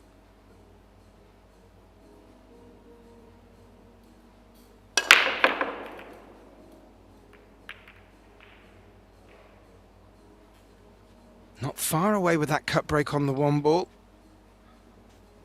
But it hasn't dropped. And that will be a dry break and get Albin back to the table. Had a really interesting conversation with my dear colleague Tim de Ruyter yesterday. And he very astutely had been picking up on the players that were taking a little bit of oomph out of their break on the cut break. And it was just preventing object balls getting in the way of the 1 ball. And he felt that players were getting a lot more reward from just playing it a little bit more gently. I'm not too sure if either of these players heard that conversation, but I found it very interesting. And I did notice in our previous match on this table, women's losers qualification matchup between Ina Kaplan and Christina Tagach. Well, Christina had really found that sweet spot, and opening couple of breaks was finding that 1 ball sweetly, and then the moment she started to appear to hit it a bit harder, it wasn't working. So maybe there's something to be said for that. However, Albin to the table, and I think he went for that, hoping that there was some insurance with cover from the 2. May have left an edge of this one, but it's certainly not in an attacking position for Vogel. So he's looking to play off the edge. You just saw where he dressed the tip of his cue down at the bottom right diamond.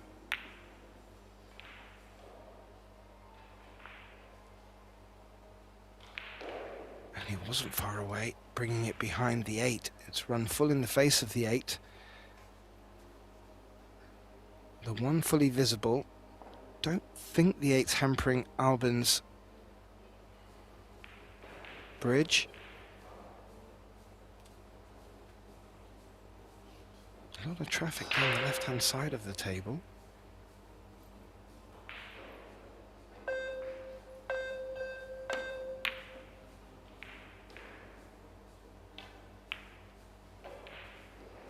Ooh, that wasn't far away.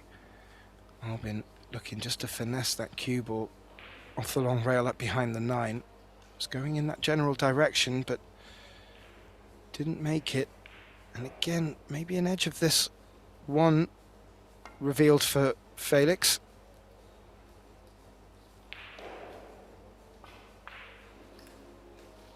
I mentioned there was a lot of traffic down the left-hand side of the table. Vogel's used that to his advantage. There is a window down onto the short rail between the 3-2. Looks like that's what Albin's considering. We'll need to just load up with a tip right-hand side here.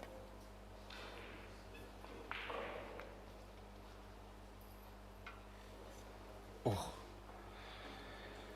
Well, he may find himself in trouble after this shot, but to play that as gentle as he did without selling out was a fantastic effort from the Austrian. How can our young German respond?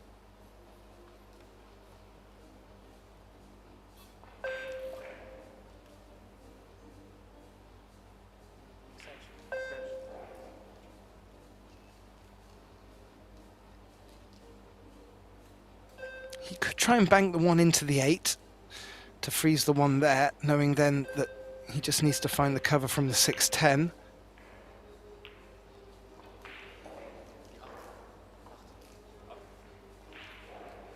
Oh, I didn't hear what the call was. It looked like something was called towards the bottom right. Maybe the 8.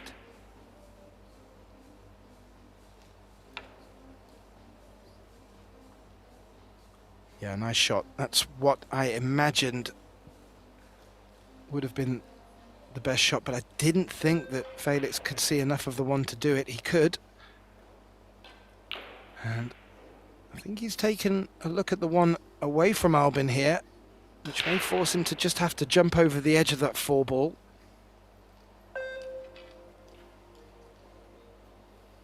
He may make this, and in doing so, we'll be looking to get a bit of fortune. Oh, get a bit of fortune for the 2. The cue ball bananaed once it got to grips with the tablecloth, and it's come flying at the top, down towards Albin here. From that angle, the shot is on to the top right, but it's a difficult shot to take on.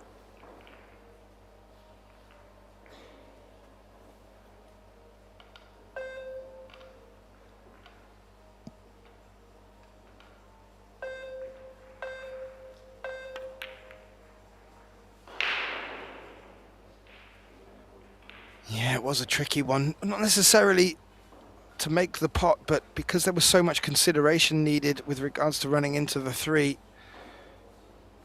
Albin would be forgiven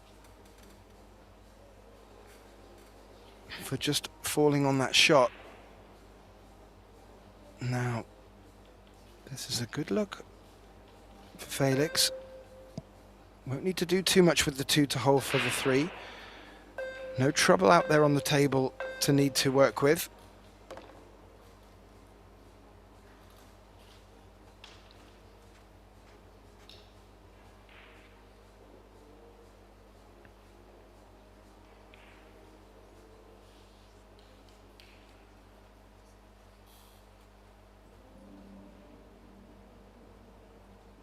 Yeah, he's just having a check on the 4. Balls do look very promising out there, but of course care and prudence needed. You cannot take anything for granted.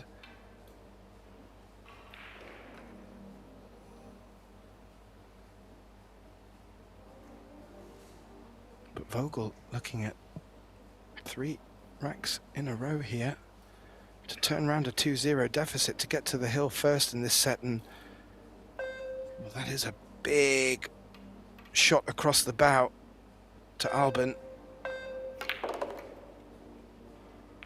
Ooh. Ow. Needed distance between the 2 and possibly that cue ball to come out across the table a bit more. They've locked together.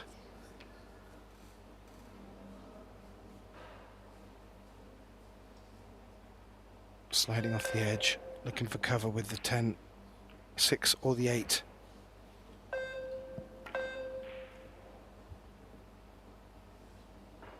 Looks good for pace. Looks very good for pace. That's worked out very well. Okay, it's just an edge needed to go over, and also a good opportunity for a 2-rail kick and stick, but nothing guaranteed for Albin to get safe from this 5.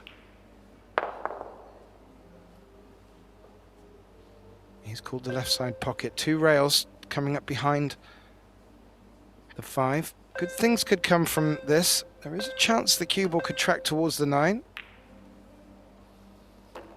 It didn't, but he has made it in the side pocket. As called. Always a chance that that can go in playing that type of shot, so very wisely called by Albin, even though he was half expecting to just be putting his opponent in a safe position. Now he's got to take the 6 on, but why not?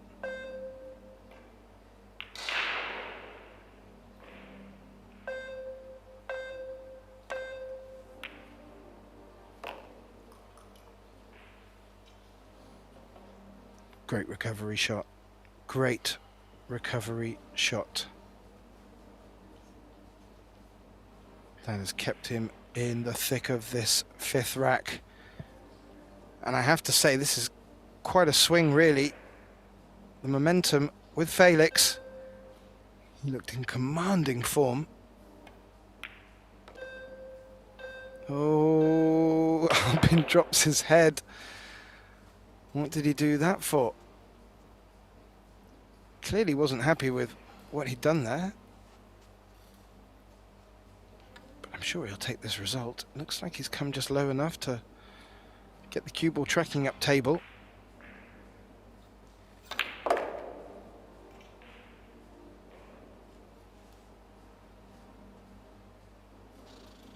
That will work. And this will just take the wind out of Vogel's proverbial sails.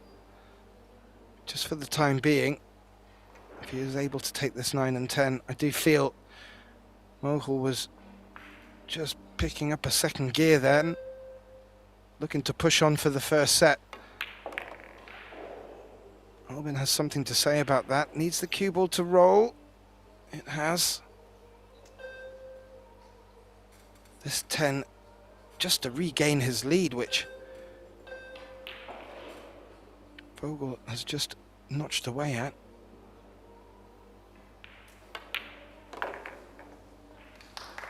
And there you have it. Little clap from the home crowd. Albin Ushan gets to the hill first in this opening set. Looked like he should have done after taking a 2-0 advantage, but Vogel's been fighting back and could very well have been on the hill himself at this point. As you can see from the break statistics, Albin yet to get success. Felix, he's on 33%, 1 from 3. We'll just take a little look out around the table to see if there are any other first set results coming in. Alexa Pichel, Max Lechner over on our table 1. That's 2-2 in the opening set. Alex Kazakis taking the opening set against Mateusz Snegocki has taken the first set in the second. And Joshua Filler and George Georgiev locked at Hill in their opening set. Whoa, there's some dynamite out there. And maybe a few more bangs yet to come. Albin Ushan now breaking possibly for this opening set. 0% success though, as our stat man has just informed us. This will need to change.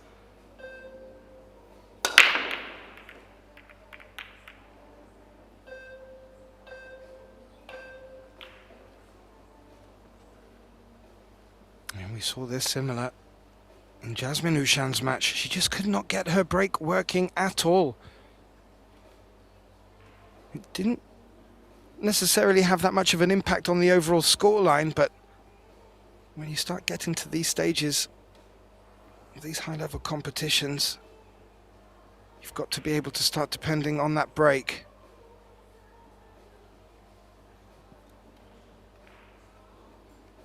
Now Felix to the table.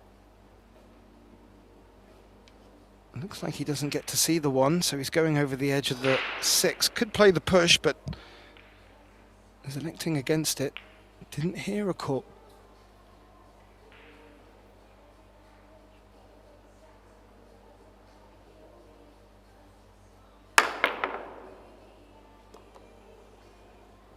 Ow. That really the most glaring mistake yet of this match so far. And we're now in the 6th rack, showing you how high quality this is. Ball in hand to Albin. A good spread of the balls. Just having a look, no real alarm bells.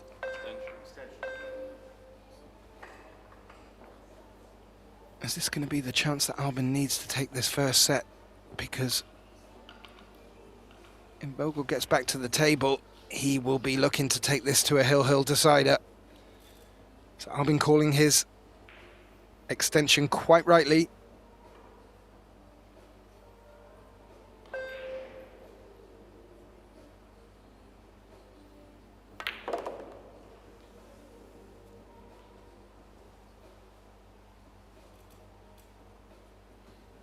This could be the key shot here. Getting from 2 to 3. Everything else looks a little bit easier to navigate for, if you could say that at this stage.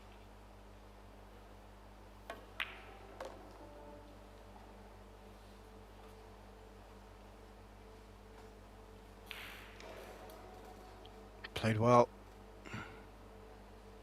Can focus on the pot here, the 4. Dressed up very nicely over the side pocket. 5 may be hampered to the bottom right, so Albin will need to come back across centre table from the 4 for the 5.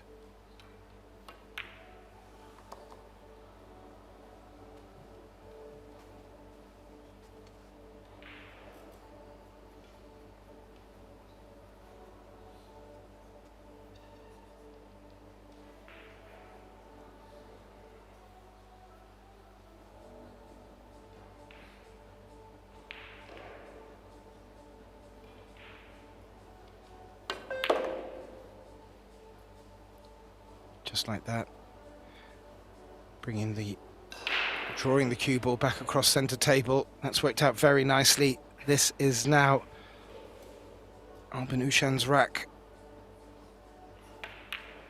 to give away. Otherwise, I fully expect him to close this first set out.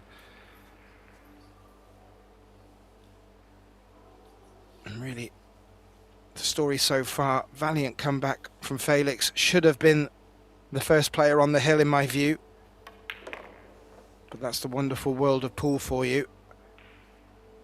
Albin instead taking the hill.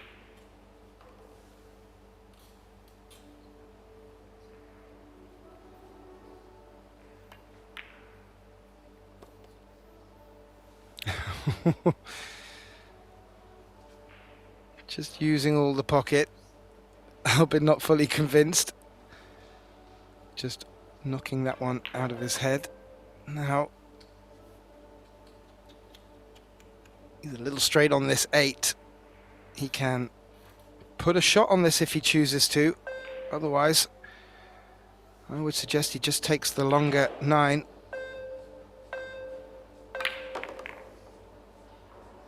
He's gone to put a shot on it. Flirting with the side pocket. Looks to have come out enough.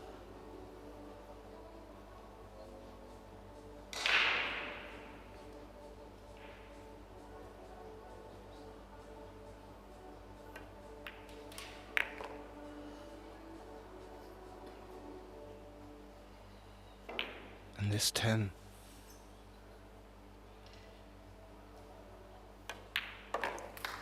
For the opening set goes to Albin Ushan, and I must say, in summary, this could have been a different result for the opening set. Felix Vogel, after going 2-0 down, fought valiantly to get back into this, and one small slip-up has allowed Albin just to get the momentum back, and he is able to continue on, and will go into the second set with a 1-0 lead. Quick update from other of the TV tables while our players just take a break over on table 1. Max Lechner, another home hopeful, is 3-2 up against Alexa Pichel. That's over on table 1.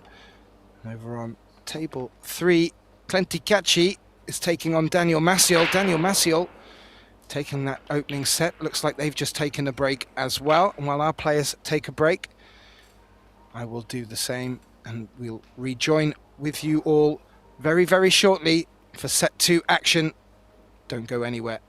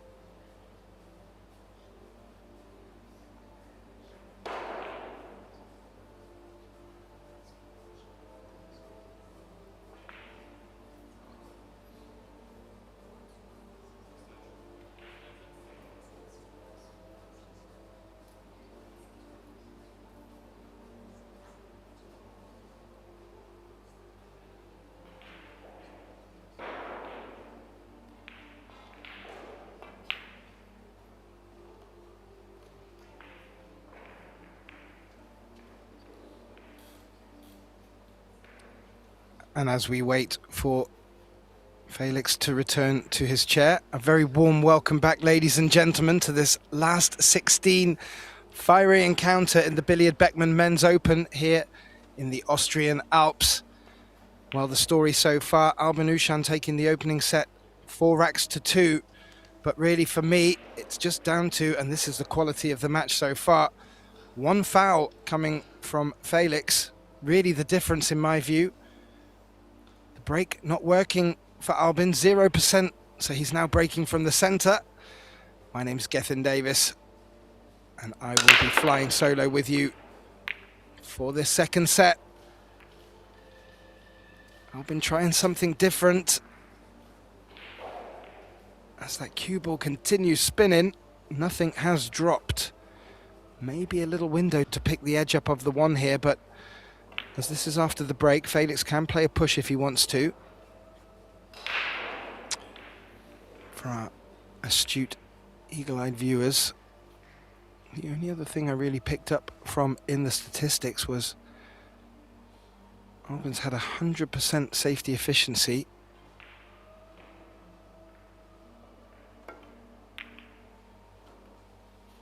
But for me, it's just been the story of one mishap. One scratch from Felix has been the difference so far.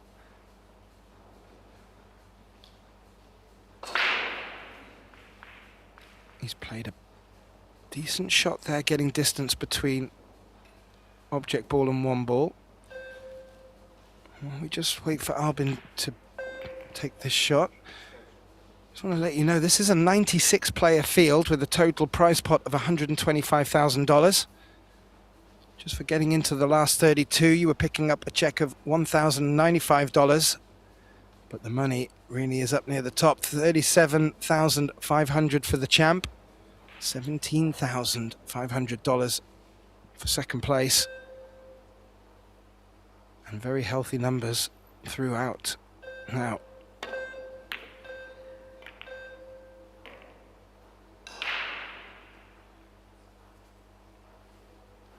maybe slightly unorthodox, playing the one into the 10, nearly dropped the 10 in the side pocket, which would have made this interesting, as it would have meant Felix could have put Albin back in. However, that cue ball's finished in a very favourable position. Felix looking at the one rail escape.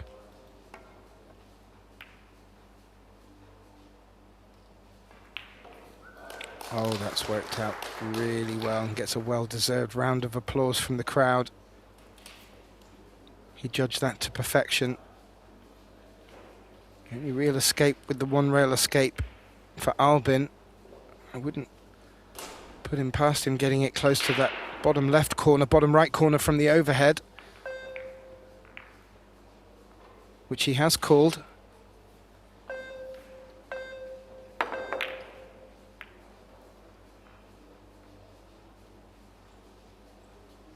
Ooh. And this is what Vogel wanted. Good save. Okay, not ball in hand, but you don't really expect to get ball in hand from either of these players with such great escape games. But this is a chance.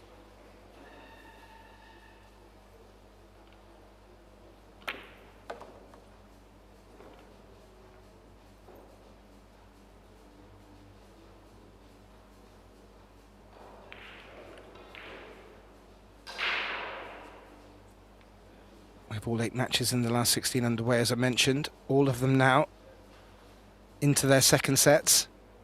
I'll bring you some updates on the scores in a moment. But all eyes glued to Felix. He would really like to get off first in this second set. Albin did it in the first, taking the first 2.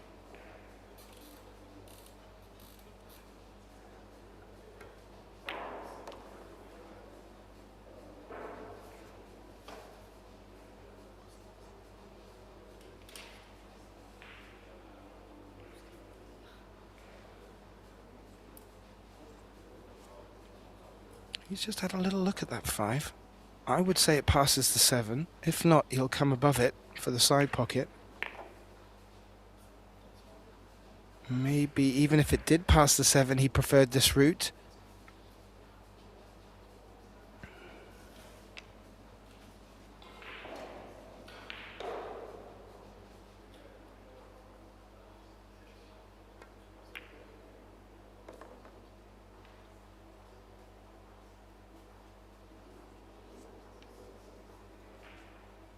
And this, much more textbook now for Felix. I don't know if he's worried about the 8 and just wanting to make doubly sure. In doing so, I think he's just going to bring it long rail to make doubly sure, but just nice that Felix took a step away, reasserted his options. Very mature head on young shoulders, this young German. And now you feel with good position on the 8. This opening rack in the second set should be a formality.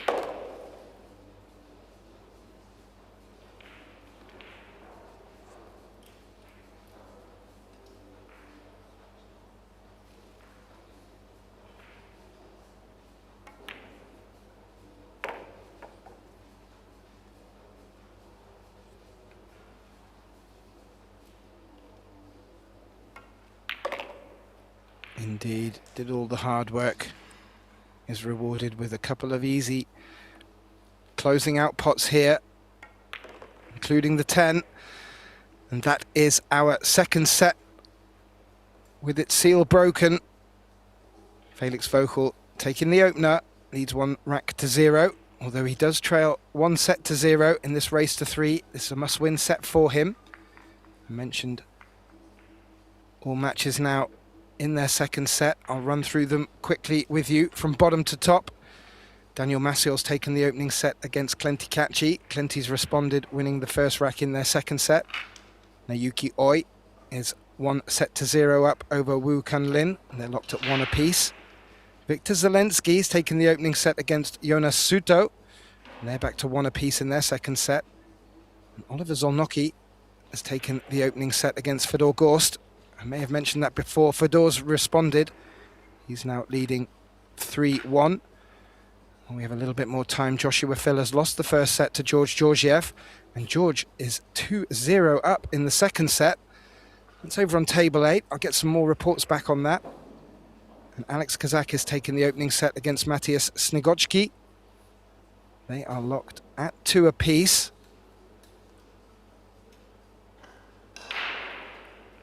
If you want to keep updated with the scores, ProBilliardSeries.com.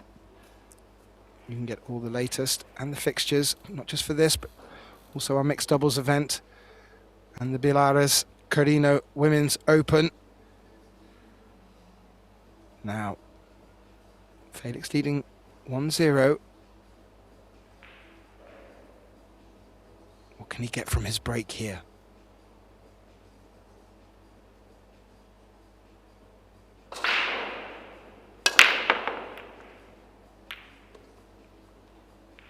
Oh dear. Oh dear.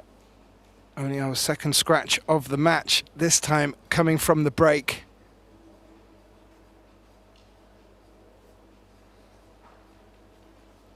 Albin's eyes just focusing on the 5-6. Looks available to the side pocket.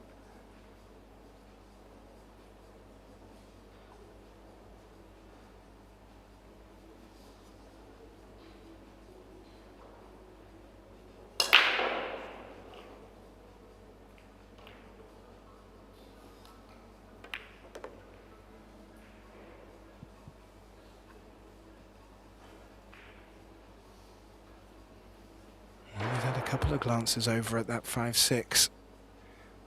Looks forever and a day like he's going to have to bump into the 6. You always have to step with trepidation in them situations. And he knows he's working himself towards that position.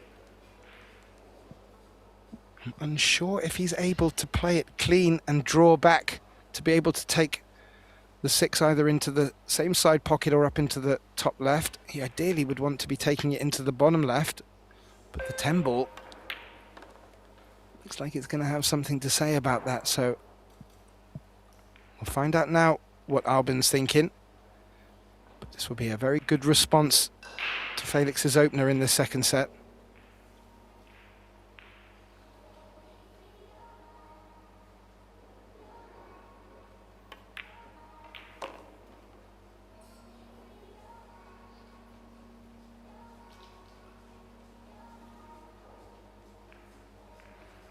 Well, I think he may have the option to be able to draw back without disturbing it. Looks close.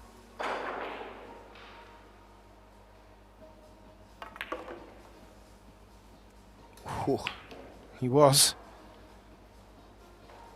Now he's going to be running a little bit into the 8 here.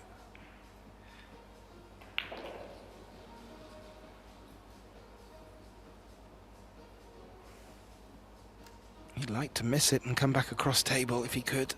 Maybe playing it a little bit thinner than he needs to. No, he's had to go for that. A nudge into the 8. This key shot, 7 to 8. And Albin could find himself back level in the second set.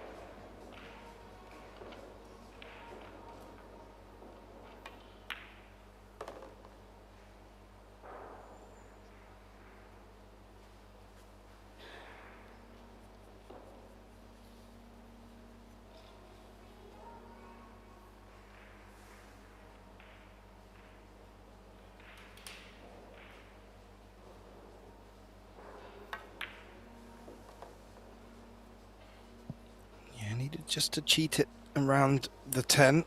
Did that well. You always need to be careful not to play them shots with too much pace. These Predator arc tables, although playing beautifully, cut quite tight for these players, which means they just have to be that bit more precise. And a small ripple of applause from the home crowd as Albin does win that rack to bring the scoreline back to level. 1 apiece in the second set, and he's leading 1 set to 0. And with winner breaks, we'll see him come back to the table. The only other match I forgot to mention during the last roundup in this last 16 group in the Billard Beckmann Men's Open is over on our table 1, and that's the matchup between Alexia Pichel and Max Lechner, Mad Max Lechner, who, well, the Austrian Max has taken the opening set and is now 1-0 up in that second set. So at the moment, both Austrians in this last 16 taking their opening sets respectively. Can they both represent and push through to our quarterfinals? Well, Albin will certainly want to be doing that right now. With the break, 1 apiece, leading 1 set to 0.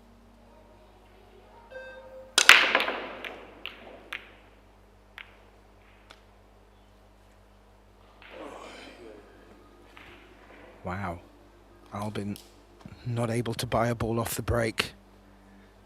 Couple threatening, but nothing dropping. Now what's Felix got in front of him here?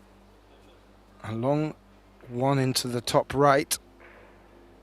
And where the cue ball is, it's not that close to the cushion. If he wanted to, he could certainly take this on. This is well within his remit.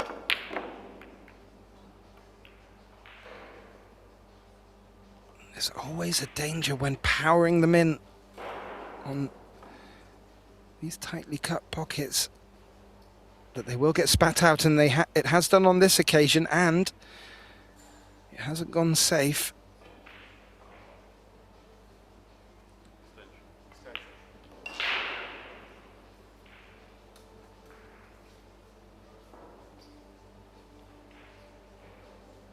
Certainly a lot of value in taking this one on. Where the 2 is positioned, he should be guaranteed position on the 2. He was having a look at the 4, because he's going to need to come over to that side of the 4 where the cue ball is now to take on the cut to the top right. Don't think there's enough gap behind that 8.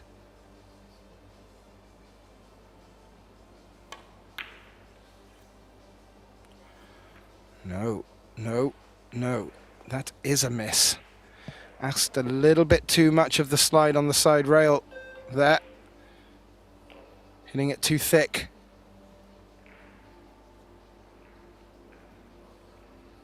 And these are the opportunities that you might get once or twice in a match against Alban. In fact, probably likely to be the only getting these a couple of times from Felix as well. Really important that you jump on it when you've got the chance. This, not only a good chance, but this angle on the 3, good opportunity to pop over across to the left towards the 8 ball. Fantastic stuff.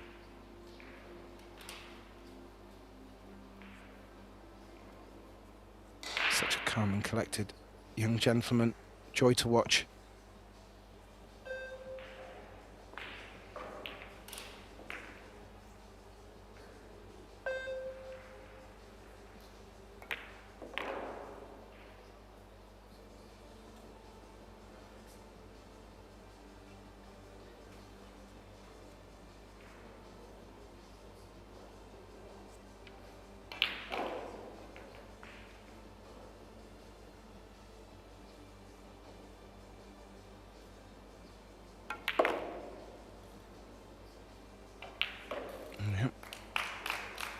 Always making sure he stays the right side of the ball.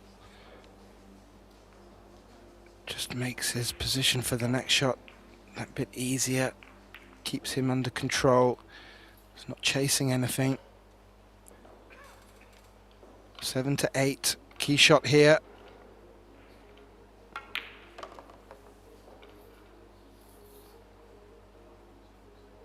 And this to retain that 1 rack advantage in this second set.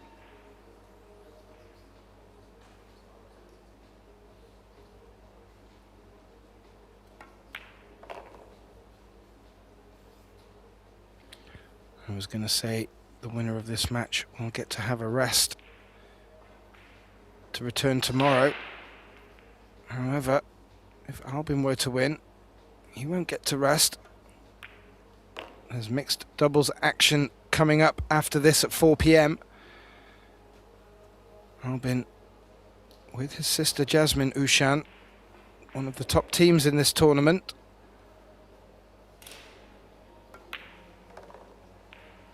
Felix fully focused on the singles and has taken, or rather regained, that 1 rack advantage. Leads 2-1.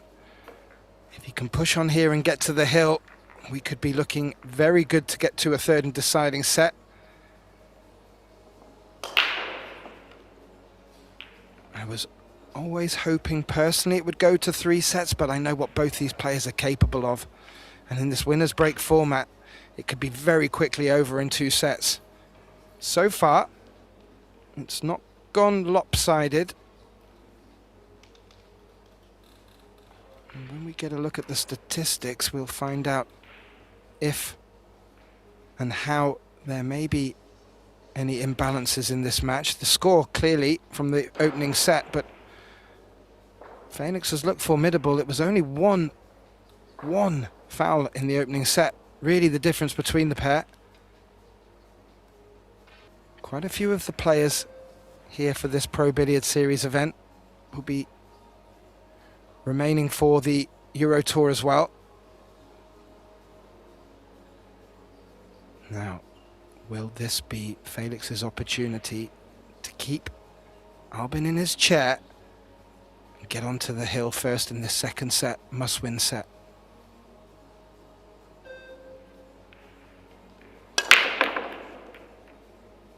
It won't be the 1 ball doing it though. And a familiar sight. I will say it again. And he's usually right on most occasions. Tim de Lauter, he was referring to very knowledgeably about the players that were just taking a little bit of zing out of their breaks. And it was just allowing the balls to break, not necessarily freer, but they weren't colliding as much. As you can see from the success department, Albin hasn't got off the mark. Felix, well, sitting at 20%. However, more key, he's made a foul off the break. One scratch.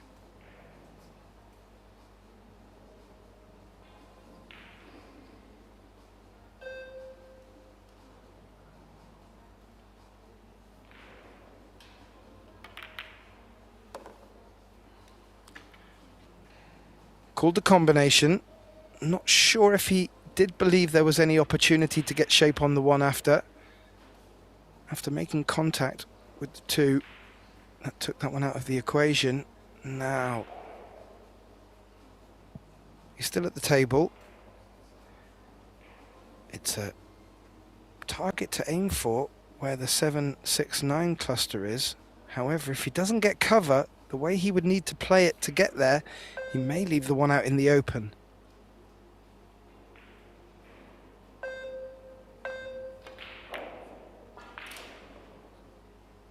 He's gone for the 7.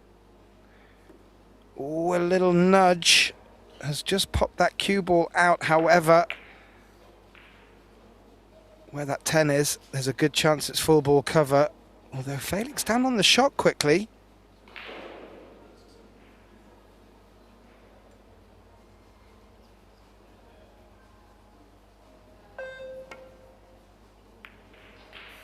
Could see an edge. Oh, that little flick on the 4 may have helped. Just eliminate the potting angle for the bottom left pocket, rather bottom right as you look at the overhead. The one is on to the other corner pocket, the top right as we look at the screen, bottom right now for the offensive strategy, but I can't imagine there's value in that.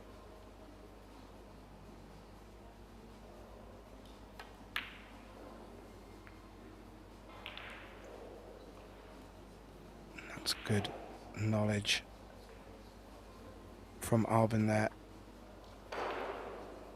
These top players, they're able to fire the cue ball into an object ball, knowing that that's where the cue ball's going to land, and then you can really focus on where you put the ball you want to hide. Now, this camera angle indicates that Albin may have left a pathway through to this one.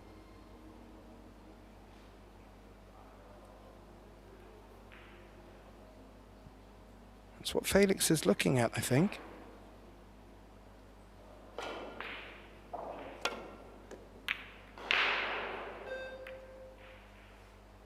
No, he couldn't. Had to go for the 2-rail escape. Played it well. Good contact.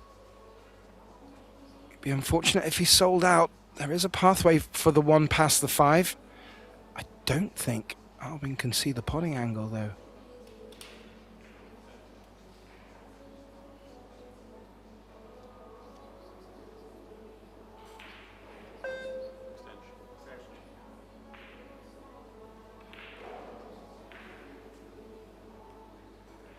Quick hot off the press update as Albin crouches down to survey the angles. Fedor Gorst has come back to take the second set against Oliver Zolnocki.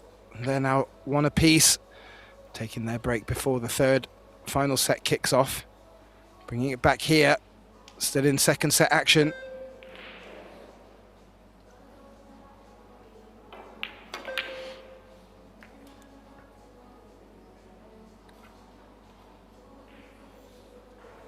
That's what he's played for there. He's looked to create distance. Cue ball nearly locked on that centre diamond on the short rail.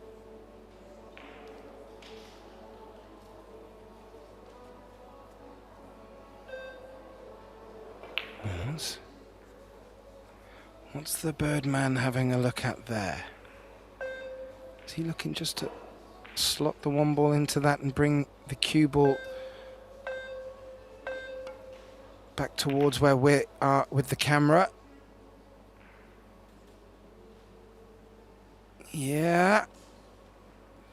3-ball order of the day to get in the way.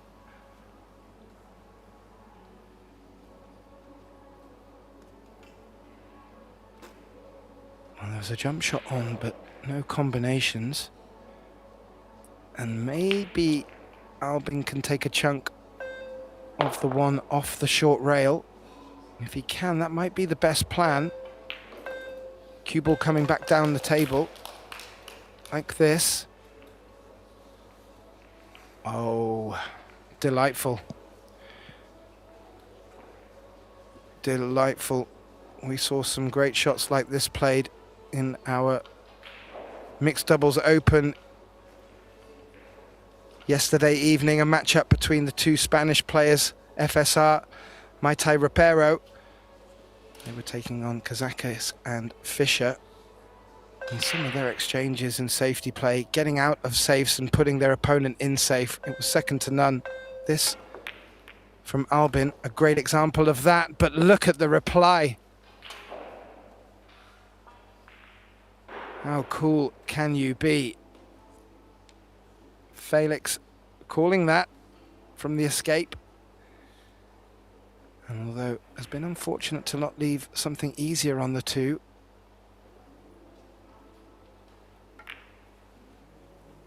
Oh, is going on the offense. That was rather thin. I think he was not forced into that, but felt that with the cue ball running into the 4 so heavily, he was always going to have shape on the 3. So full credit to Vogel. Just didn't make it.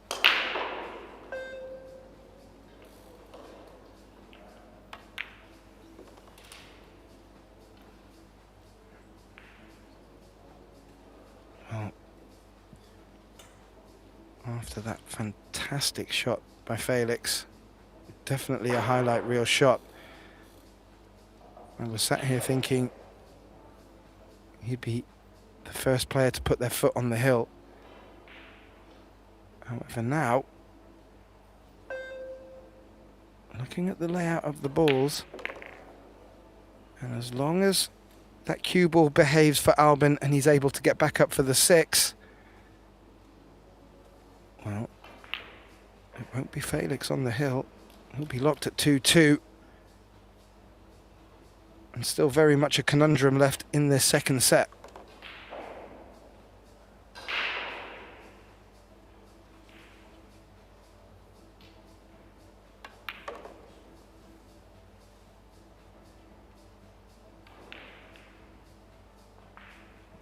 Yes, that will work.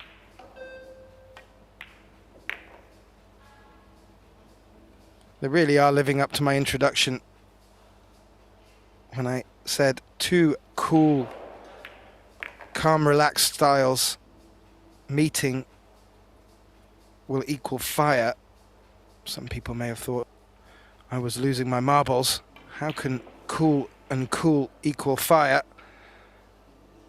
Well, you're seeing it, ladies and gentlemen. This is exactly what I meant.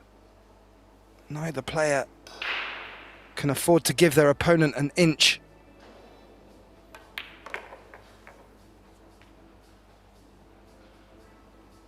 And Alpina is not going to let Felix get to the hill yet. This second set, 2-2.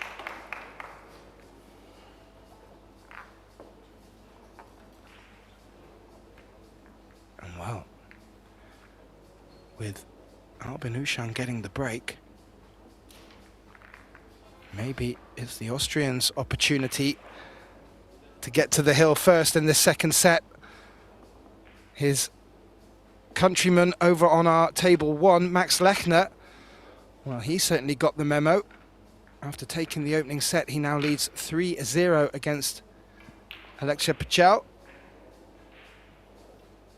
The Serbian going to need to dig deep there. And Alex Kazakis, Matias Snegocki, as I mentioned, locked at 1 apiece. Joshua Filler fighting back against Georgi Georgiev as he trails 1-0. But George Georgiev's on the hill, 3-2 in their second and possibly decisive second set.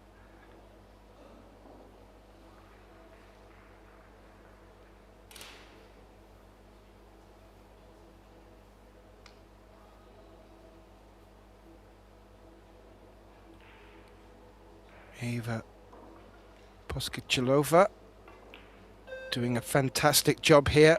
All of our referees, timekeepers have been doing a fantastic job. There's a lot of action, a lot of activity going on out there. And a lot of players to keep under control. And so far, so very good. Now, just had a little clap coming over from the other table. That's our Austrian Mad Max Lechner taking the second set and closing that match out in convincing style against the Serbian. He will progress through to the quarterfinals. One Austrian already in the quarterfinals. Will we see a second? Ooh, one ball is down, but no look at the two. Albin is not going to get this rack his way. There's a bit more work to do. And certainly a possibility of Felix coming back to the table.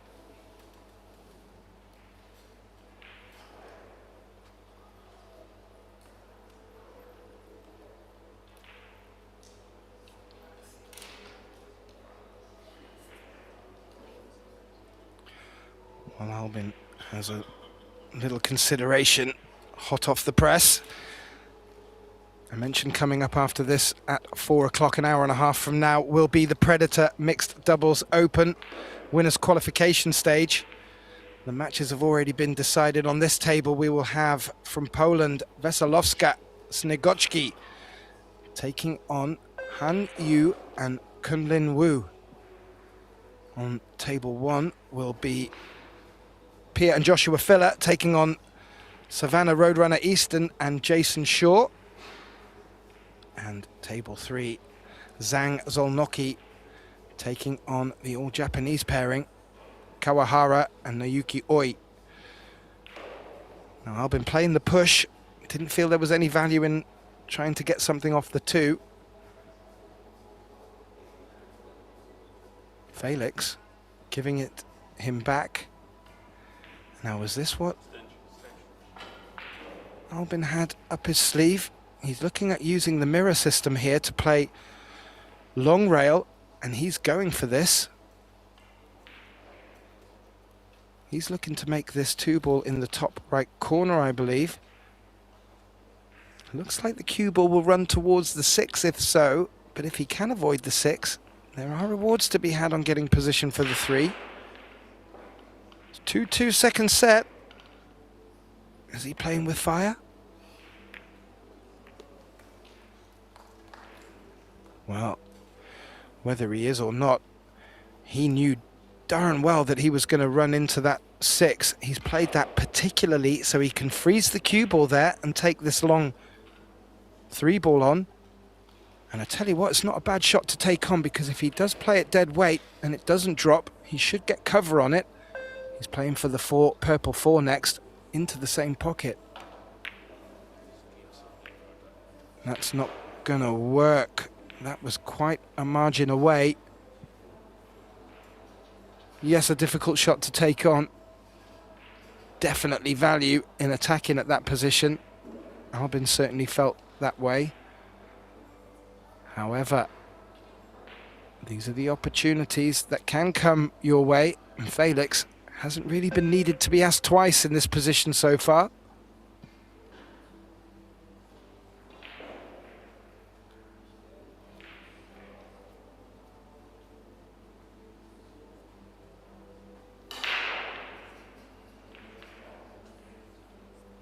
You can just pick up on Albin having quiet words with himself and a little shake of the head, looking rather tanned over there as well, I hasten to add. Clearly a little bit disappointed with the result from that effort of him. Maybe just coming to terms with the fact that Felix is very likely to be returning to his chair on the hill in this second set.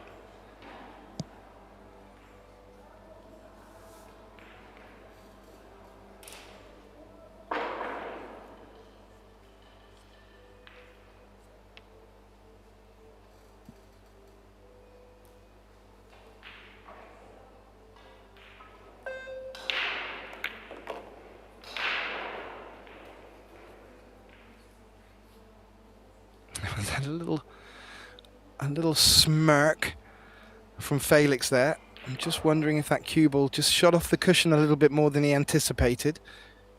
Still, not a problem for the young German. Can force follow through here off the short rail and back down the table, or can draw into the long rail. He's done that very nice. And now perfect angle to come back up the top of the table for the 9.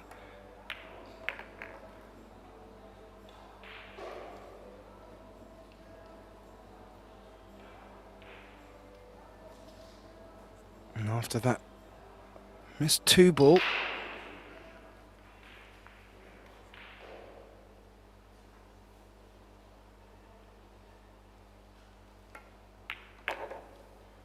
from Albin. It needed a bit of work doing. But Felix about to say thank you very much, I'll have that. And will he return to the chair with a 3-2 lead and the break in the second set? Yes, he will. Absolutely fantastic stuff. This young lad never drops his head. And in his calm way has got himself now back in great position to take this to a third set. He will return with the break. He'd ideally like to keep Albin sat in his chair. I mentioned about the result coming in. Max Lechner beating Alexa Pichel. I'll start from the bottom. After taking the opening set between Daniel Maciel and Clenti Caci, Daniel Maciel with his 1-0 lead now finds himself 3-2 down in the second. Clenti looking to take that to a third set. Now Yuki Oi, who won the first opening set against Wu Kunlin, is now trailing 2-3. So Wu, in retrospect, looking to do the same and take it to a third deciding set. Jonas Suto, Island Boy, locked at 1-1 apiece with Victor Zielinski. They've kicked their third set off. Victor winning the first rack there. Oh, and as I'm speaking, I can confirm Wu Kunlin of Chinese Taipei has won that second set, so they are 1 set apiece, him and Naoyuki Oi. And one other quick one. Fedor Gorst, after getting that second set back to tie, has taken a 2-0 lead in that decider against Oliver Zolnocki. Well, the temperature outside is warming up here in the Austrian Alps. This wonderful Alpina Alpendorf hotel, and the action is certainly warming up inside. Felix Vogel with the break and the opportunity to close this second set out and take us to a deciding third set.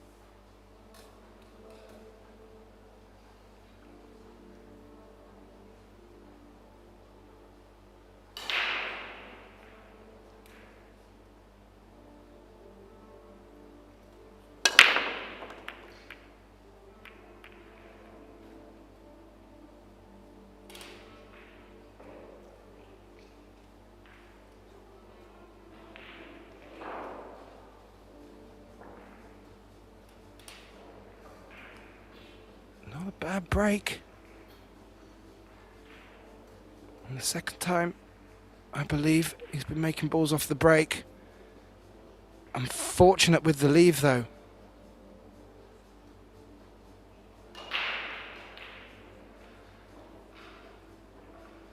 You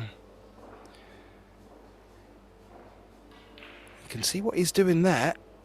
And he's certainly letting Albin know what he's thinking. He's looking at where he can push into a jump shot position.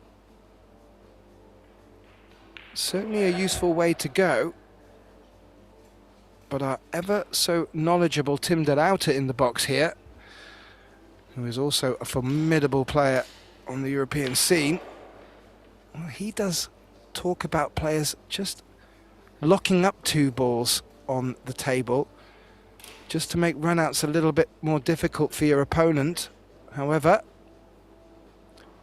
not on this occasion. And Albin's not one to turn down a jump opportunity.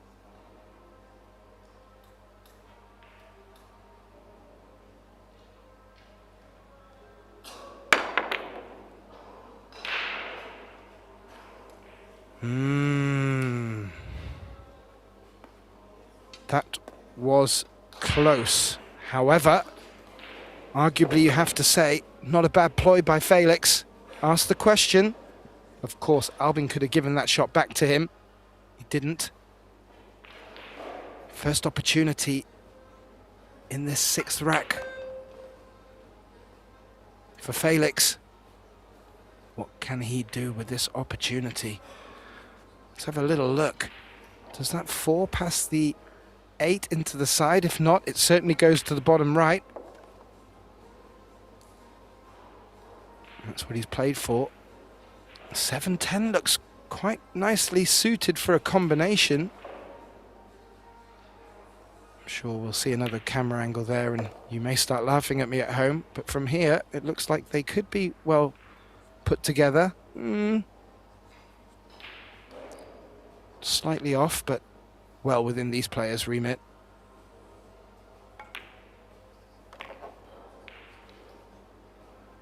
And if not,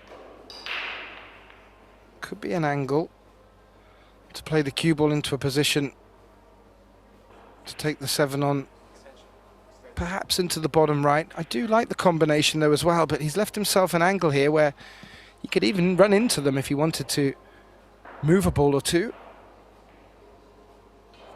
Options for the young German. He's going to come down and have a closer inspection, and I don't blame him one bit.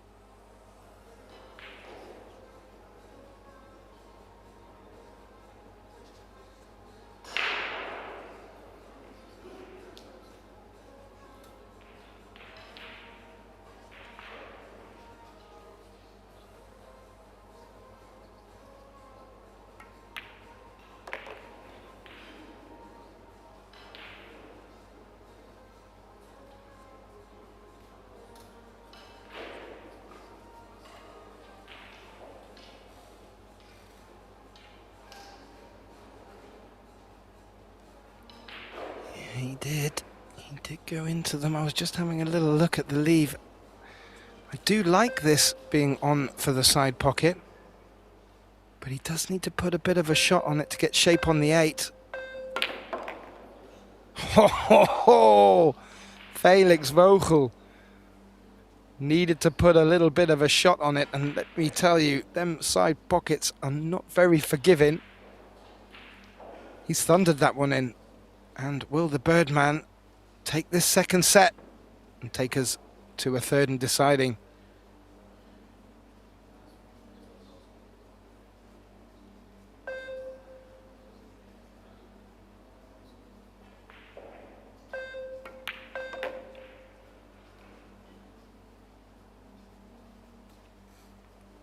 Certainly looks like he will.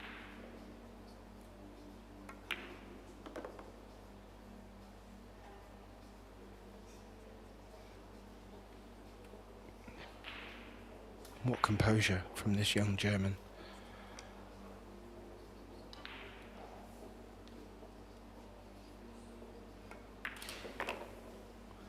Responding with Albin Ushan's 4-2 win in the opening set, with again 4-2, but in Vogel's favour.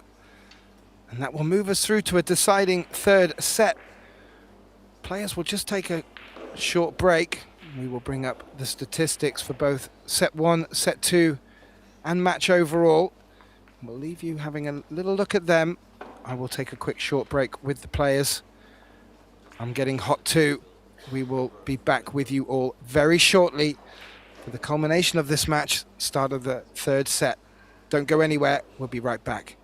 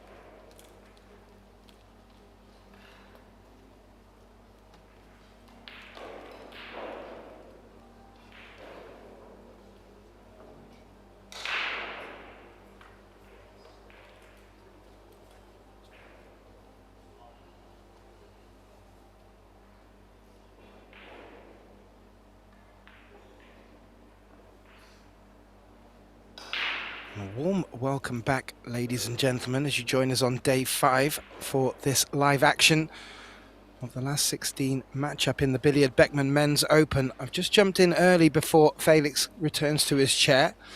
Albin has already returned back. Before we start this third and final set, just to reflect on the statistics as they've come up here.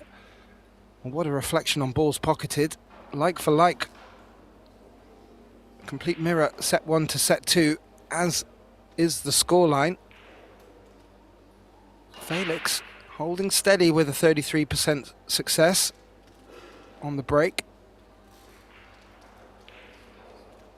And really, Albin leading in the safety department, but I don't know, there's not much to pick between the two here. And as we move into this deciding set, it's going to be very interesting to see if the break success is going to play a role, or if indeed we are going to turn into a bit of a safety battle. But in summary so far, Albin, very well deserved opening set. Just one mistake from Felix, pounced on with a scratch. And then second set, again, one mistake by Felix, a scratch. Did threaten the scoreline, but through grit and determination and some great quality clearances, Felix has taken that second set. And while we just wait for him to return, I'll give you a quick update. We do have one more result coming in, and I have to say this is a bit of a shocker. What a performance. Georgiev from Bulgaria has taken a straight set win against Joshua Filler of Germany. Joshua will have been on paper as one of the favourites, and a couple of players in the tournament will be raising their eyebrow at that. Full credit to Georgiev, he must have played out of his skin. Good signs for him for the rest of this tournament.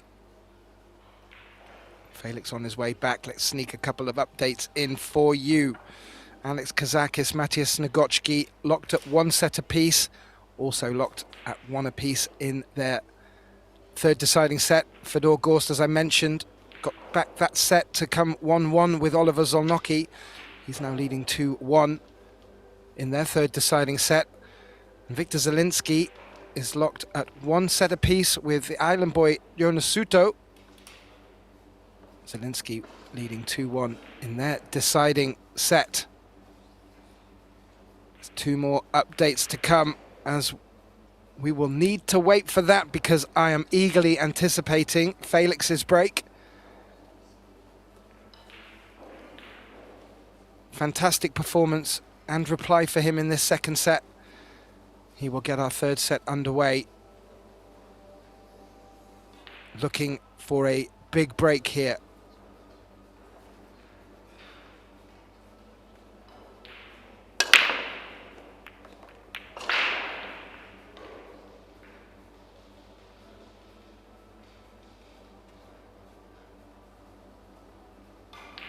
Yeah.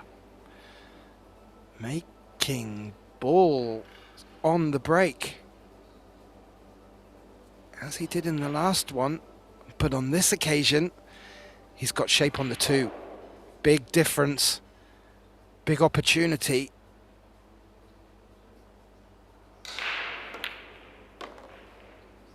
The 4 should sneak past the 6. The 7 could sneak past the 8. The 5. The 5 is the one he's going to need to think about. There is a 5-8 combination if he decides.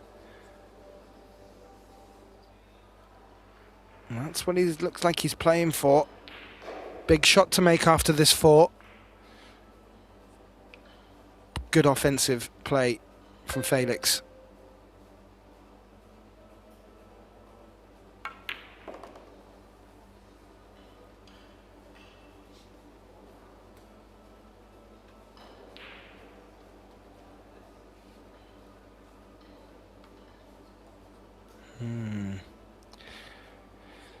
Just finished a little bit off, should we say, on this 5. He's going to still go for this. Needs that 5 to behave, needs to find a window to get to it. Oh, Felix. That is unfortunate. But that can come from combination shots like that when you are moving other balls.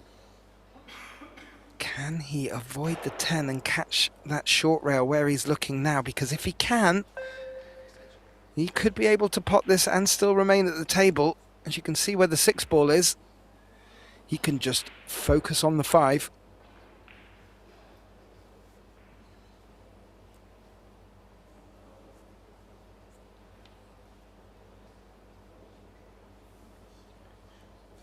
He's elected against that. I don't think he can see enough of the short rail to be able to get the cue ball to contact the 5 in the right manner. He's going across the table.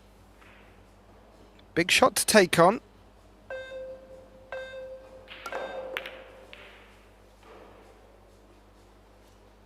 Came into it with force. And that's not worked out too bad at all, although where that 7 is, I have a sneaking suspicion that Albin is going to want to use that for cover with the cue ball. He has taken on 2 ambitious and successful bank shots in this match so far. Don't think this is the time to do it. Yeah, he's used that 7 for cover. Instead of with the cue ball, though, with the 5. Flirted with the top left pocket, the cue ball, but this tricky shot for Vogel. He'll certainly be expecting to make contact with it.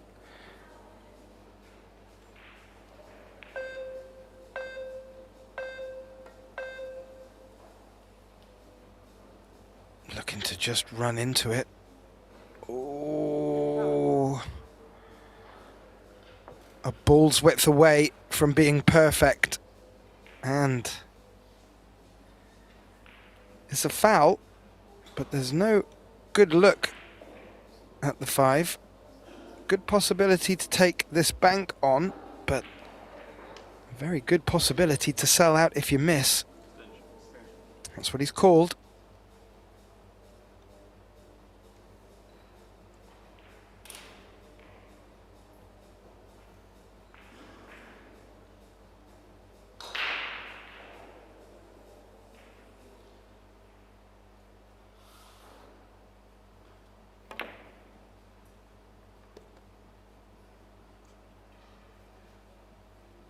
Wow, successful bank.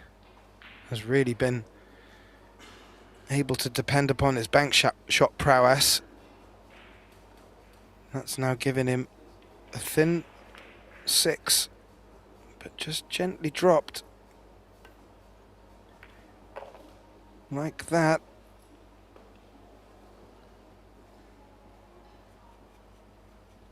And looking good to take this opening rack, and well, it did look like it was going to be Felix's. Just one. Well, it wasn't even a misjudgment. It was just leaving it to the elements a little bit after playing that wonderful combination shot. And Albin's back at the table.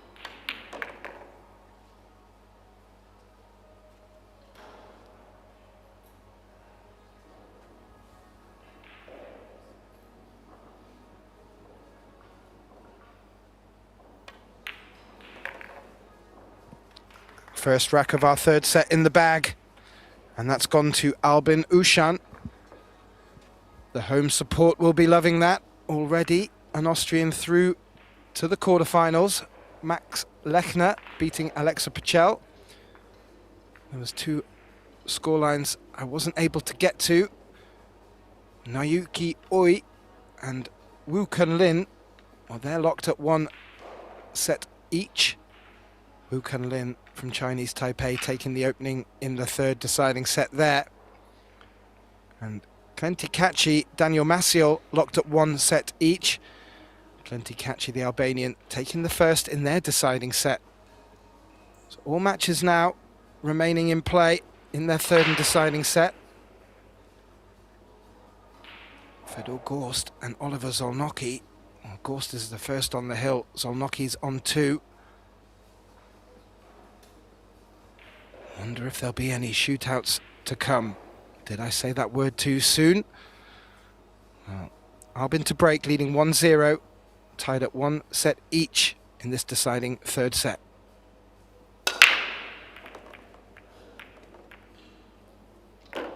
Ooh. Hand on hip time for Albin, made the one in the side pocket. However, the cue ball shortly following it. Ball in hand to Felix. Important time of the match.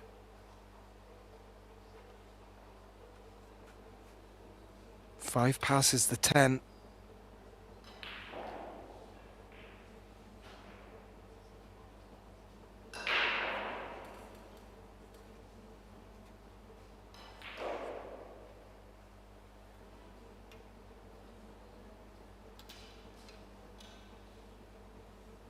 Actually, Albin made 2 off the break, the 1 and the 9 ball. I thought there was one missing. And now, great opportunity for Felix to respond. He's been doing this so well in the match so far.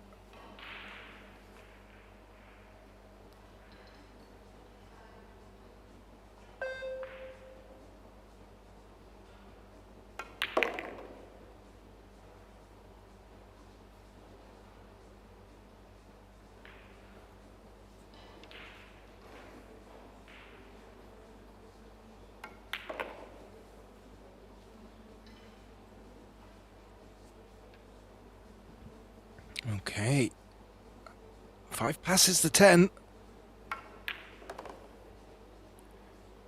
Albin can do nothing from his chair.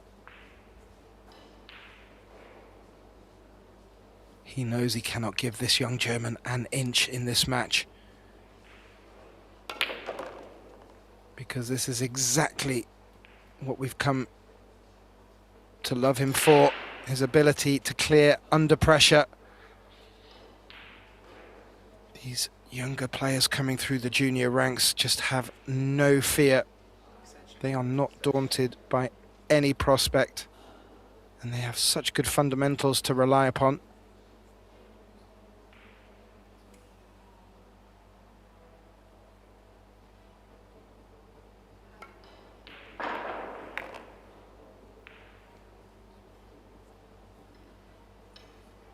And a nice drag shot on that cue ball.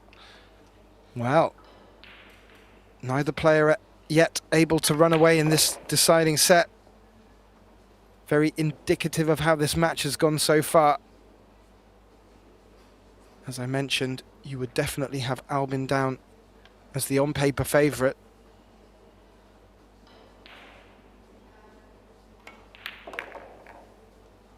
But that does not count for much when your opponent is displaying such good clearance skills as well. 1-1, moving as ever so closer.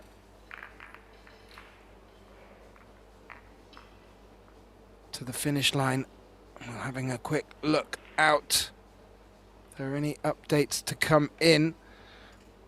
Well, no, we did give you an update very recently, just to let you know what these players are battling it out for.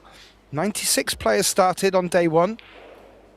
We're down to the last 16 now. It's $125,000 in the prize pool for this event alone. We've got 3 running concurrently, and that will be $37,500 for the champion. For the runner-up, $17,500. And then moving down, 3rd and 4th will pick up $8,750. 5th place to 8th place, $4,375. 9th to 16th, We're in the last 16 bracket now. Guaranteed 2190. Sorry, 2,190. And for those in 17th to 32 place, still a very nice tidy packet of $1,095. A lot of money out there up for grabs. Oh, and at the right time, Vogel just seems to have got his break working. If I'm right in thinking, the last 3 he's been making balls off the break, maybe 4. Keep an eye on our stats as they're coming in. Oh yeah, he's up to 50% where he was on 0 before. Thank you very much, Mike Salmon. 1 foul each off the break. Both scratches.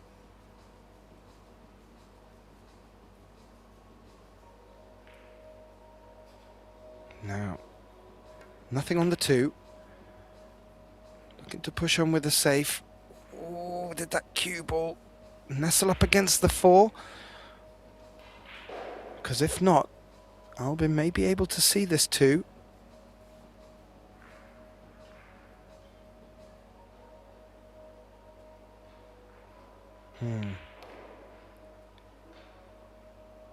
Well, he's not giving us anything from his body language. He's having a really good look.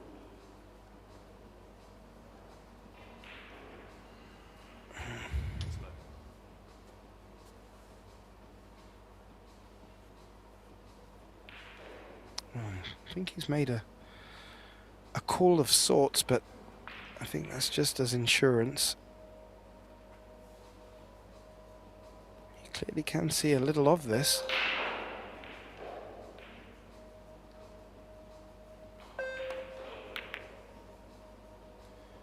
Oh, you could see the right edge of it. Was looking to play that off the 8 into the corner pocket, but first and foremost was his cue ball control, which he's executed fantastically.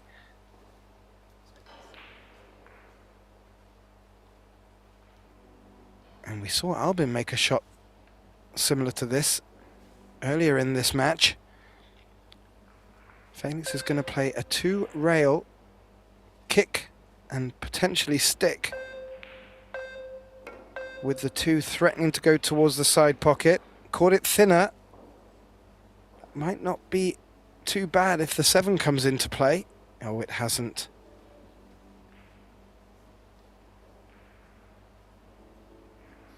First real opportunity in this 3rd rack. More deciding set coming to Albin.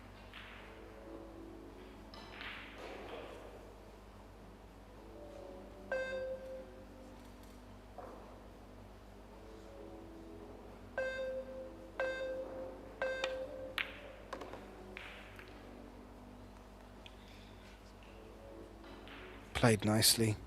Allowed him to go at that with a bit more venom rather than having to play a delicate shot, using the 9 to freeze the cue ball. Looks like he's even got a nice angle to come up for the 4. This really is like a boxing match, trading blows for blow.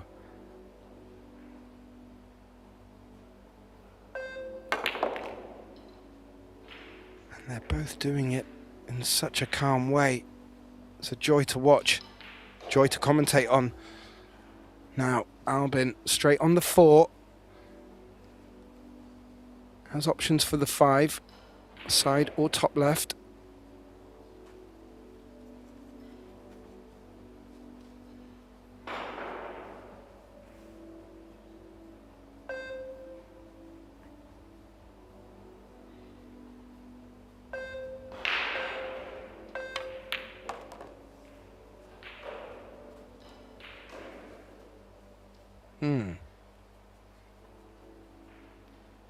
If you can avoid the 8 now and run the cue ball around 2 angles, that would help. Otherwise, he's going to be drawing as he is now, jacking up and getting a little. He was able to avoid it. I was going to say he was still threatening to take a little chunk of the 8.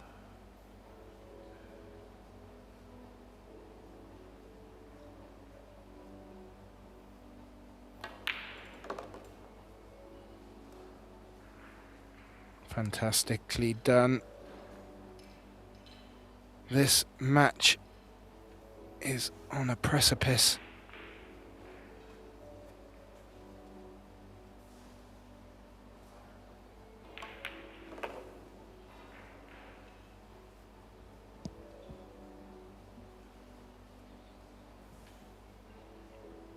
And this should be Albin retaining his one-rack advantage in this third deciding set.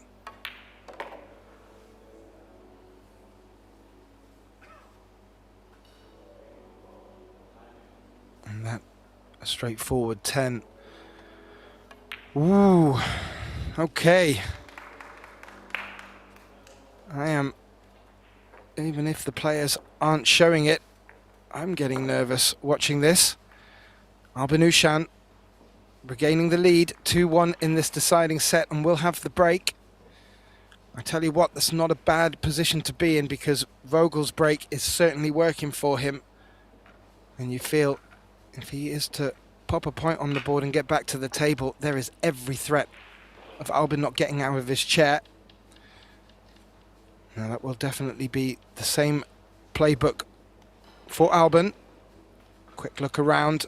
We do have one other result come in from Ibiza, Spain. Jonas Suto has taken a 2-1 win over Victor Zielinski. And that must have been a real tough encounter. Both them players, very flamboyant, can make the big shots. Bit of a contrast to players, the two players we have here. These are two cool dudes, should we say. If anything, Albin a little bit more expressive with his mannerisms. Sometimes can look bored with the game when he's just making it look that easy. But let me not take anything away from Felix, as the scoreline suggests.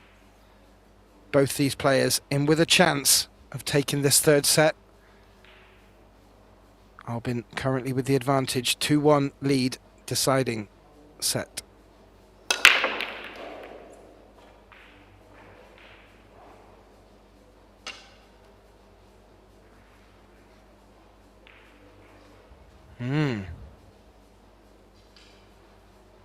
Well, Albin's not going to remain at the table because that is a dry break.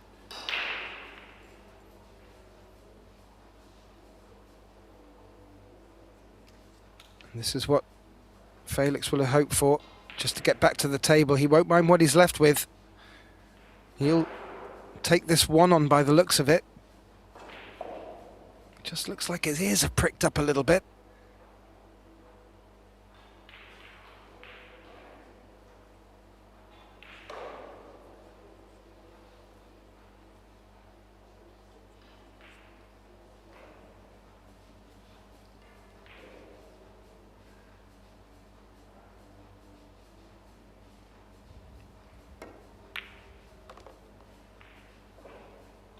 Played it well. Played it very well. The only real consideration for Felix out there is that 5-6 cluster. Shouldn't present him with a problem, but it's the only real alarm bell ringing out at me right now. He's played that 2 very nicely. Not the easiest of shots playing them.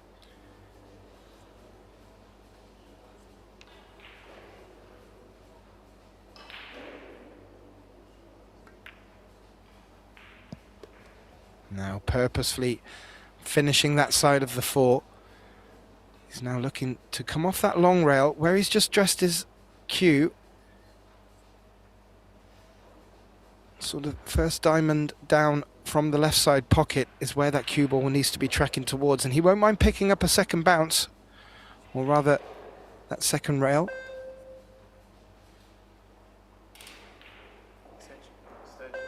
This very likely to be key shot in this rack.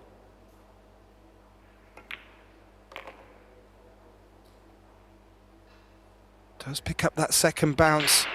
Played that beautifully. Oh, we have a match on our hands, ladies and gentlemen. I'm sure you'd already worked that one out after the second set. But if there was any doubt whatsoever, this young German, Felix Vogel, is always going to deliver fireworks. Can he deliver the win? This rack will go a long way towards it.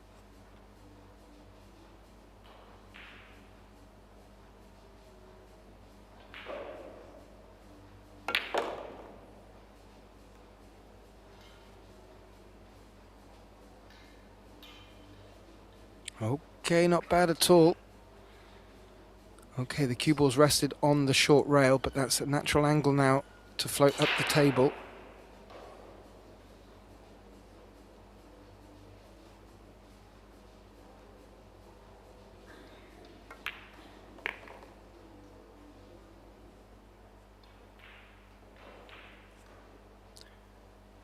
Looking to pick this one into the side pocket, likewise with the 9. It's looking rather elementary, as Sherlock used to say to Dr. Watson. And we are going 2-2 in this third deciding set. And I am not going to pick a winner. Ooh, a big cheer from the arena. I'll keep an eye on the scores just in case there's a firework attached to that one. But let's just recap here. Felix has not bowed down one bit. He will come back to the table with the break, and I'll have to say, I'll stick my neck out. With the way the breaks are currently going, I think the advantage is with Felix. I'm sure Albin will have something to say about that. And while we do, let's just see if any other results are in. No, not by the look of it. Alex Kazakis, Matthias Snagotski locked at 2-2 in their decider. Wu Kun Lin 3-1 up against Naoki Oi in their deciding set. And Plenty Catchy on the hill in quick fire format. 3-0 leading in the deciding set against the Pole Daniel Massiol. 2-2. Felix with the break. He's been making balls the last 2-3 breaks. Can he convert a break and run, keep Albin in his chair and get on the hill first in this deciding set?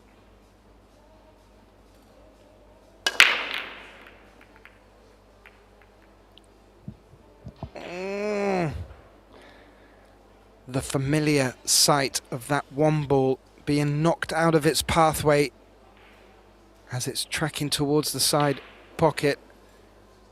Very reminiscent of quite a few breaks we've come to see throughout this tournament. Nothing to attack. Well, I say nothing to attack for Albin. I'll say that. He'll end up banking it into the left side pocket, but I can't imagine so. If he can get the cue ball locked behind the 7 here, that could be very handy.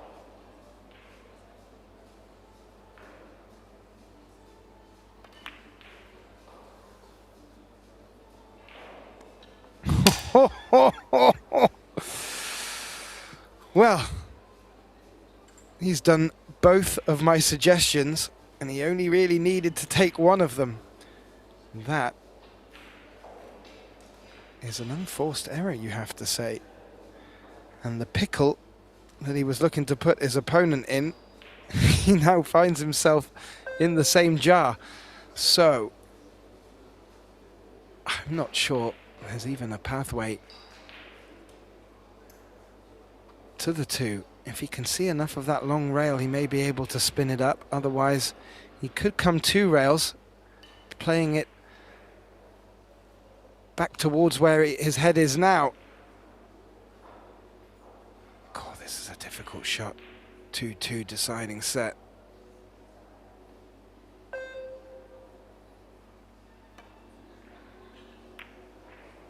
Oh, good hit. great hit. May have sold out position, but object one achieved.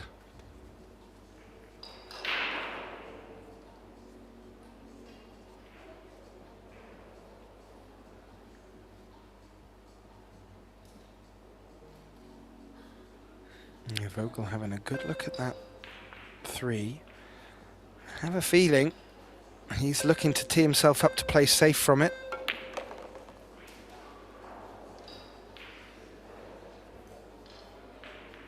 He'll be looking to lock that cue ball in against the 8. In very similar fashion to Albin did with the cue ball on the 7. But on this occasion, it will be for the opponent to take on and not being returned to the person who played the safe. So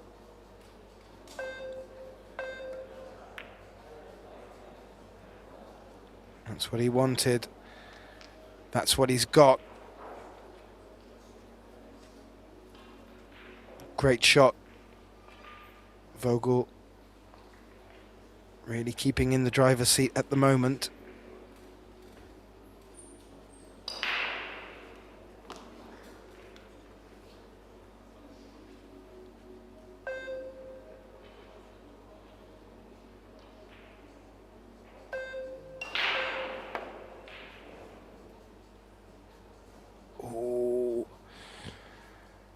Had to put a bit of side effect on the cue ball there. It's just taken a bit more than he'd hoped.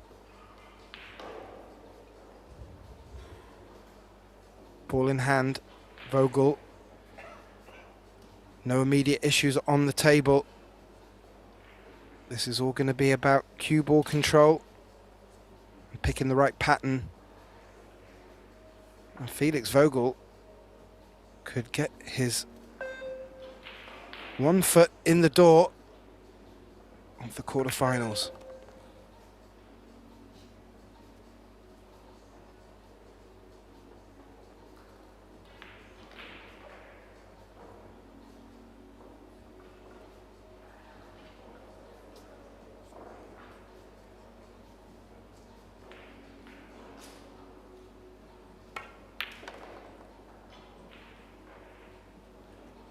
Yeah, nicely done. Stayed high on the 5 to float down for the 6. 6 goes in both pockets, I believe. Bottom left, bottom right.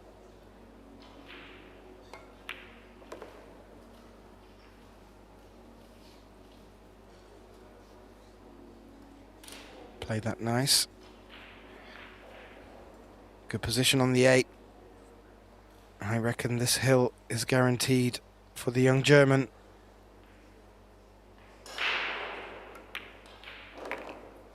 Great persistence.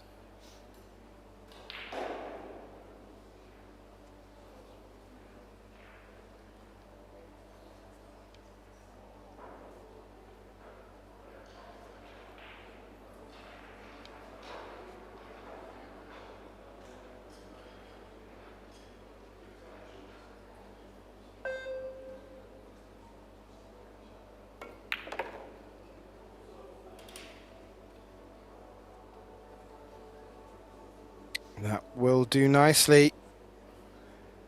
Oh my. This is going to put Felix Vogel on the hill. Ask a massive question of Albin. There'll be Austrian fans in the arena pushing Albin on. But there is absolutely nothing he can be doing from his chair.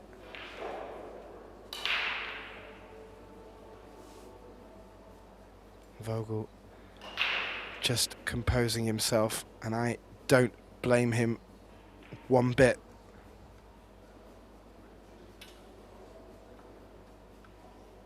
Call your extension.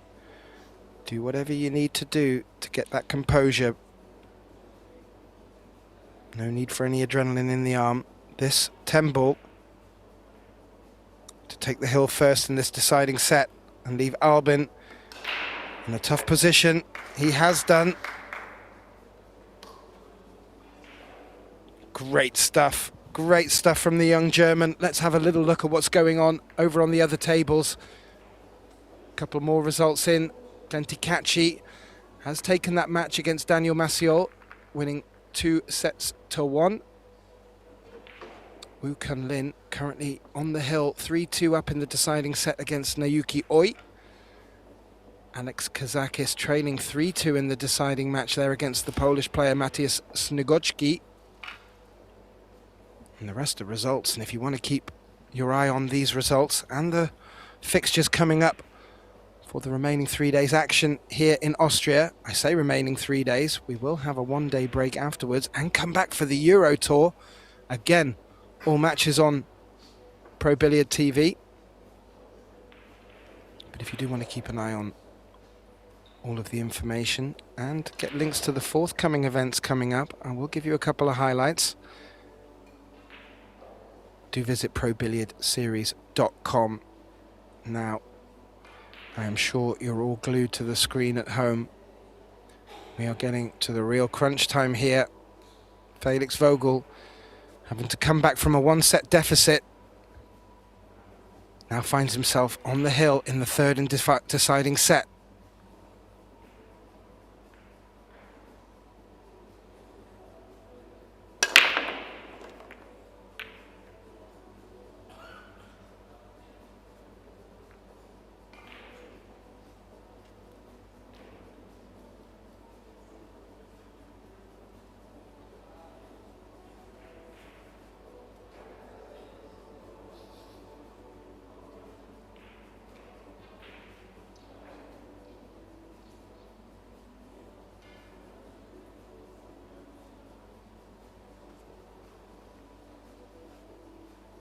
Yeah, good break.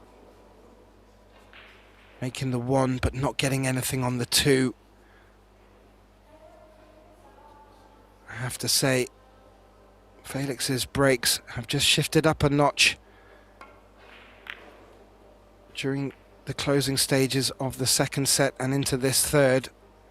Remarkably marked difference, and it's proving very fruitful for him.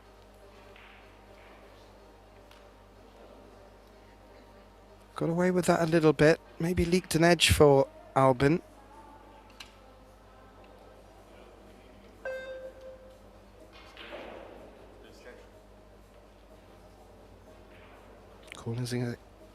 Calling his extension early. There's a lot of game left out on that table.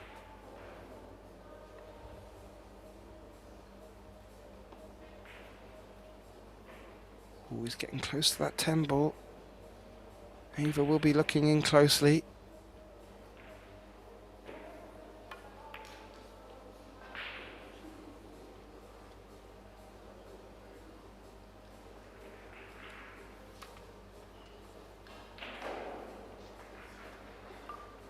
Well, containing safety, good distance. No offensive option you feel for Felix here, but from a defense perspective there are opportunities.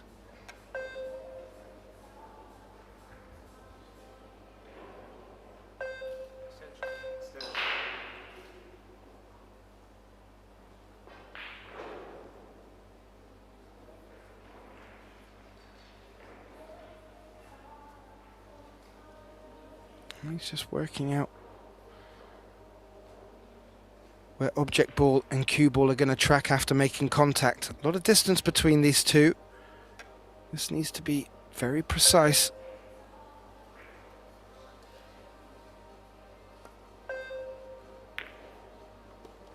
Ooh, that little double kiss. What a swing.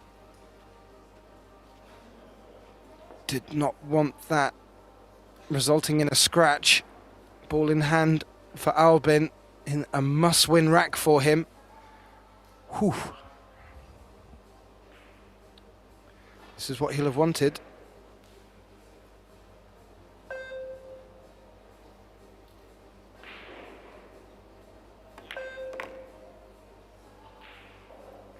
Now, not a straightforward pattern here, but not too many problems to have to consider. I mentioned while you're on the Pro Billiard Series website, you'll get links to our up-and-coming events. From Austria, we move over to Rome, 31st of July, for the WPA Women's 10-Ball World Championships, the Predator Wheelchair Open, and the Fujifilm Women's Doubles Masters Showdown.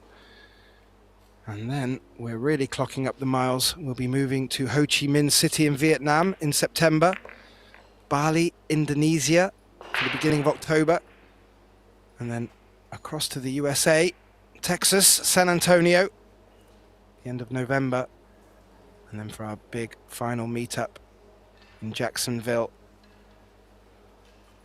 15th of December to the 20th of December, and a favourite in our calendar when we get a lot of the Predator and Pro Billiard Series team together. Back to Albin. He's picking these off nicely. He's probably going to look to put 6, 7 and 8 all in the same pocket.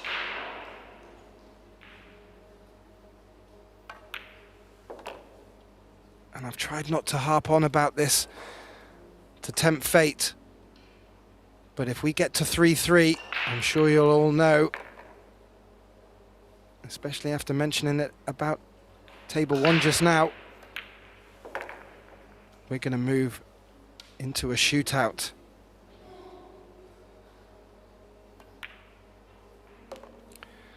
Some would say only fair that it went to a shootout. I'm sure Felix was really hoping that he was able to push on. He wasn't. And that scratch brings Albin to take this to a shootout, and a little exchange of words and a handshake. I think Ava giving them the opportunity to go for a break if they want. Oof. I can't take my eyes off the screen. Now, while my eyes are on the screen, we've got the statistics up for both players. They will not really matter now at this stage, but just interesting to glean a few insights. No fouls from Albin until the third set where he made 2. And Felix's figures just going up and up and up as the match has progressed, really finding form. This is going to be down to Albin with the home advantage, perhaps, deep in the Austrian Alps, at the Alpina Alpendorf Hotel. Or will it be Felix Vogel, who's fought so hard in this match? Well, that was played with a lot of authority. 1 for 1. Just to give you a bit of update with regards to the format, they will play alternate shootout shots from either side. If it's locked at 4 apiece, well, the cue ball moves back a diamond, and it makes it that bit trickier.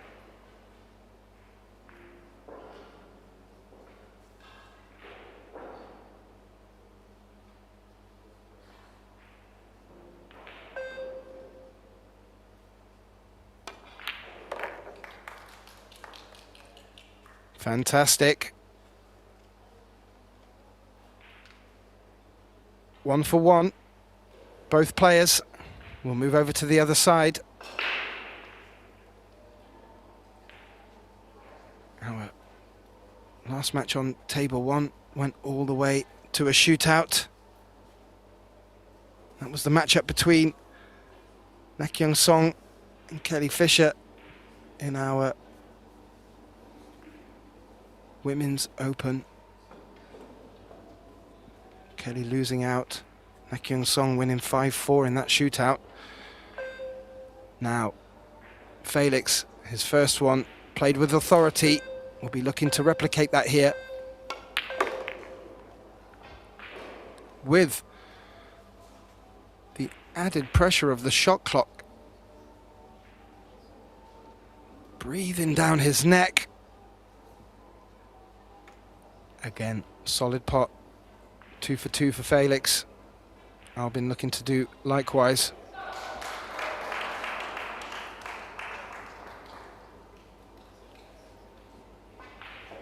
A couple of cheers coming in the background. That will be from a result or two.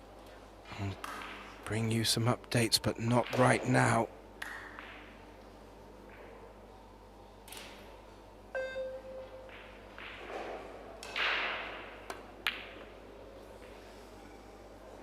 Ooh, the first fault. And it comes from the Austrian. Felix taking a good glug of water, finishing off that bottle. And he will return to the table with a little cushion.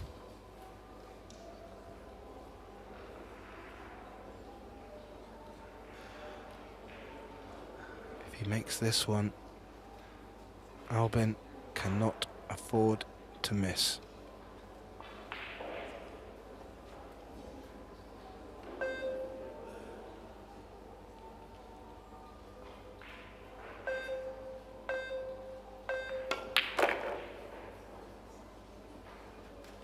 Never in doubt.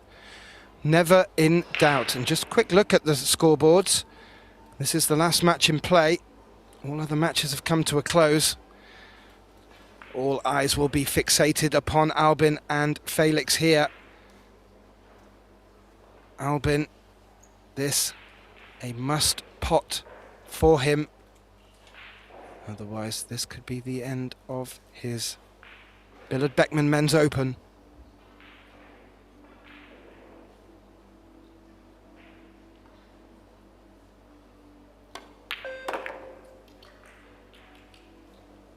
All pocket. Now, I thought he'd finished his bottle, unless he's got another one on the go. Felix taking another big glug of refreshment. Both players must be feeling the heat out there. Albin looking rather relaxed by all accounts. I'm not too sure how he's managing that. This Temple for a place in the quarterfinals and to top up, or rather top off, what has been a fantastic performance. The grit and determination from Felix.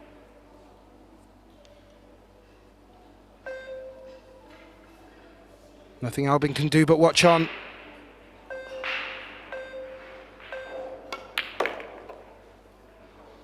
And there we have it. He didn't look like missing. Albin the first to falter. And that will see his exit.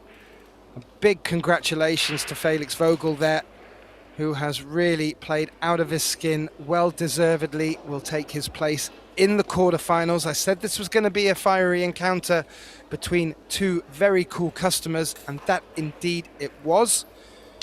Coming up next, we will have the winner's qualification in the Predator mixed doubles event.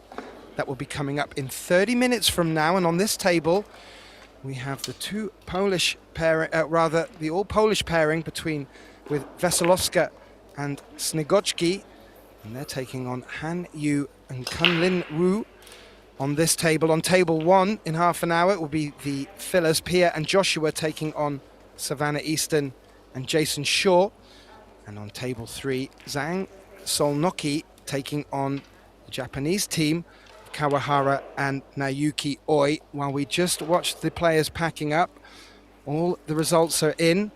If you want to have a look at those, please do visit ProBilliardSeries.com, and please do set your notifications to be back here in 30 minutes. I'm looking forward to having you all back, and if you're enjoying these wonderful live streams from Pro Billiard TV and Predator Pro Billiard Series, please do like, share and subscribe. Big thank you to our players. Albin Ushan will return in the mixed doubles event later today, and Felix Vogel will continue to the quarterfinals of this Billard Beckmann Men's Open. My name's Gethin Davis. It's been a pleasure having you join me. I hope you've really enjoyed this shootout. I certainly have. And we'll see you back here in half an hour. Don't go anywhere.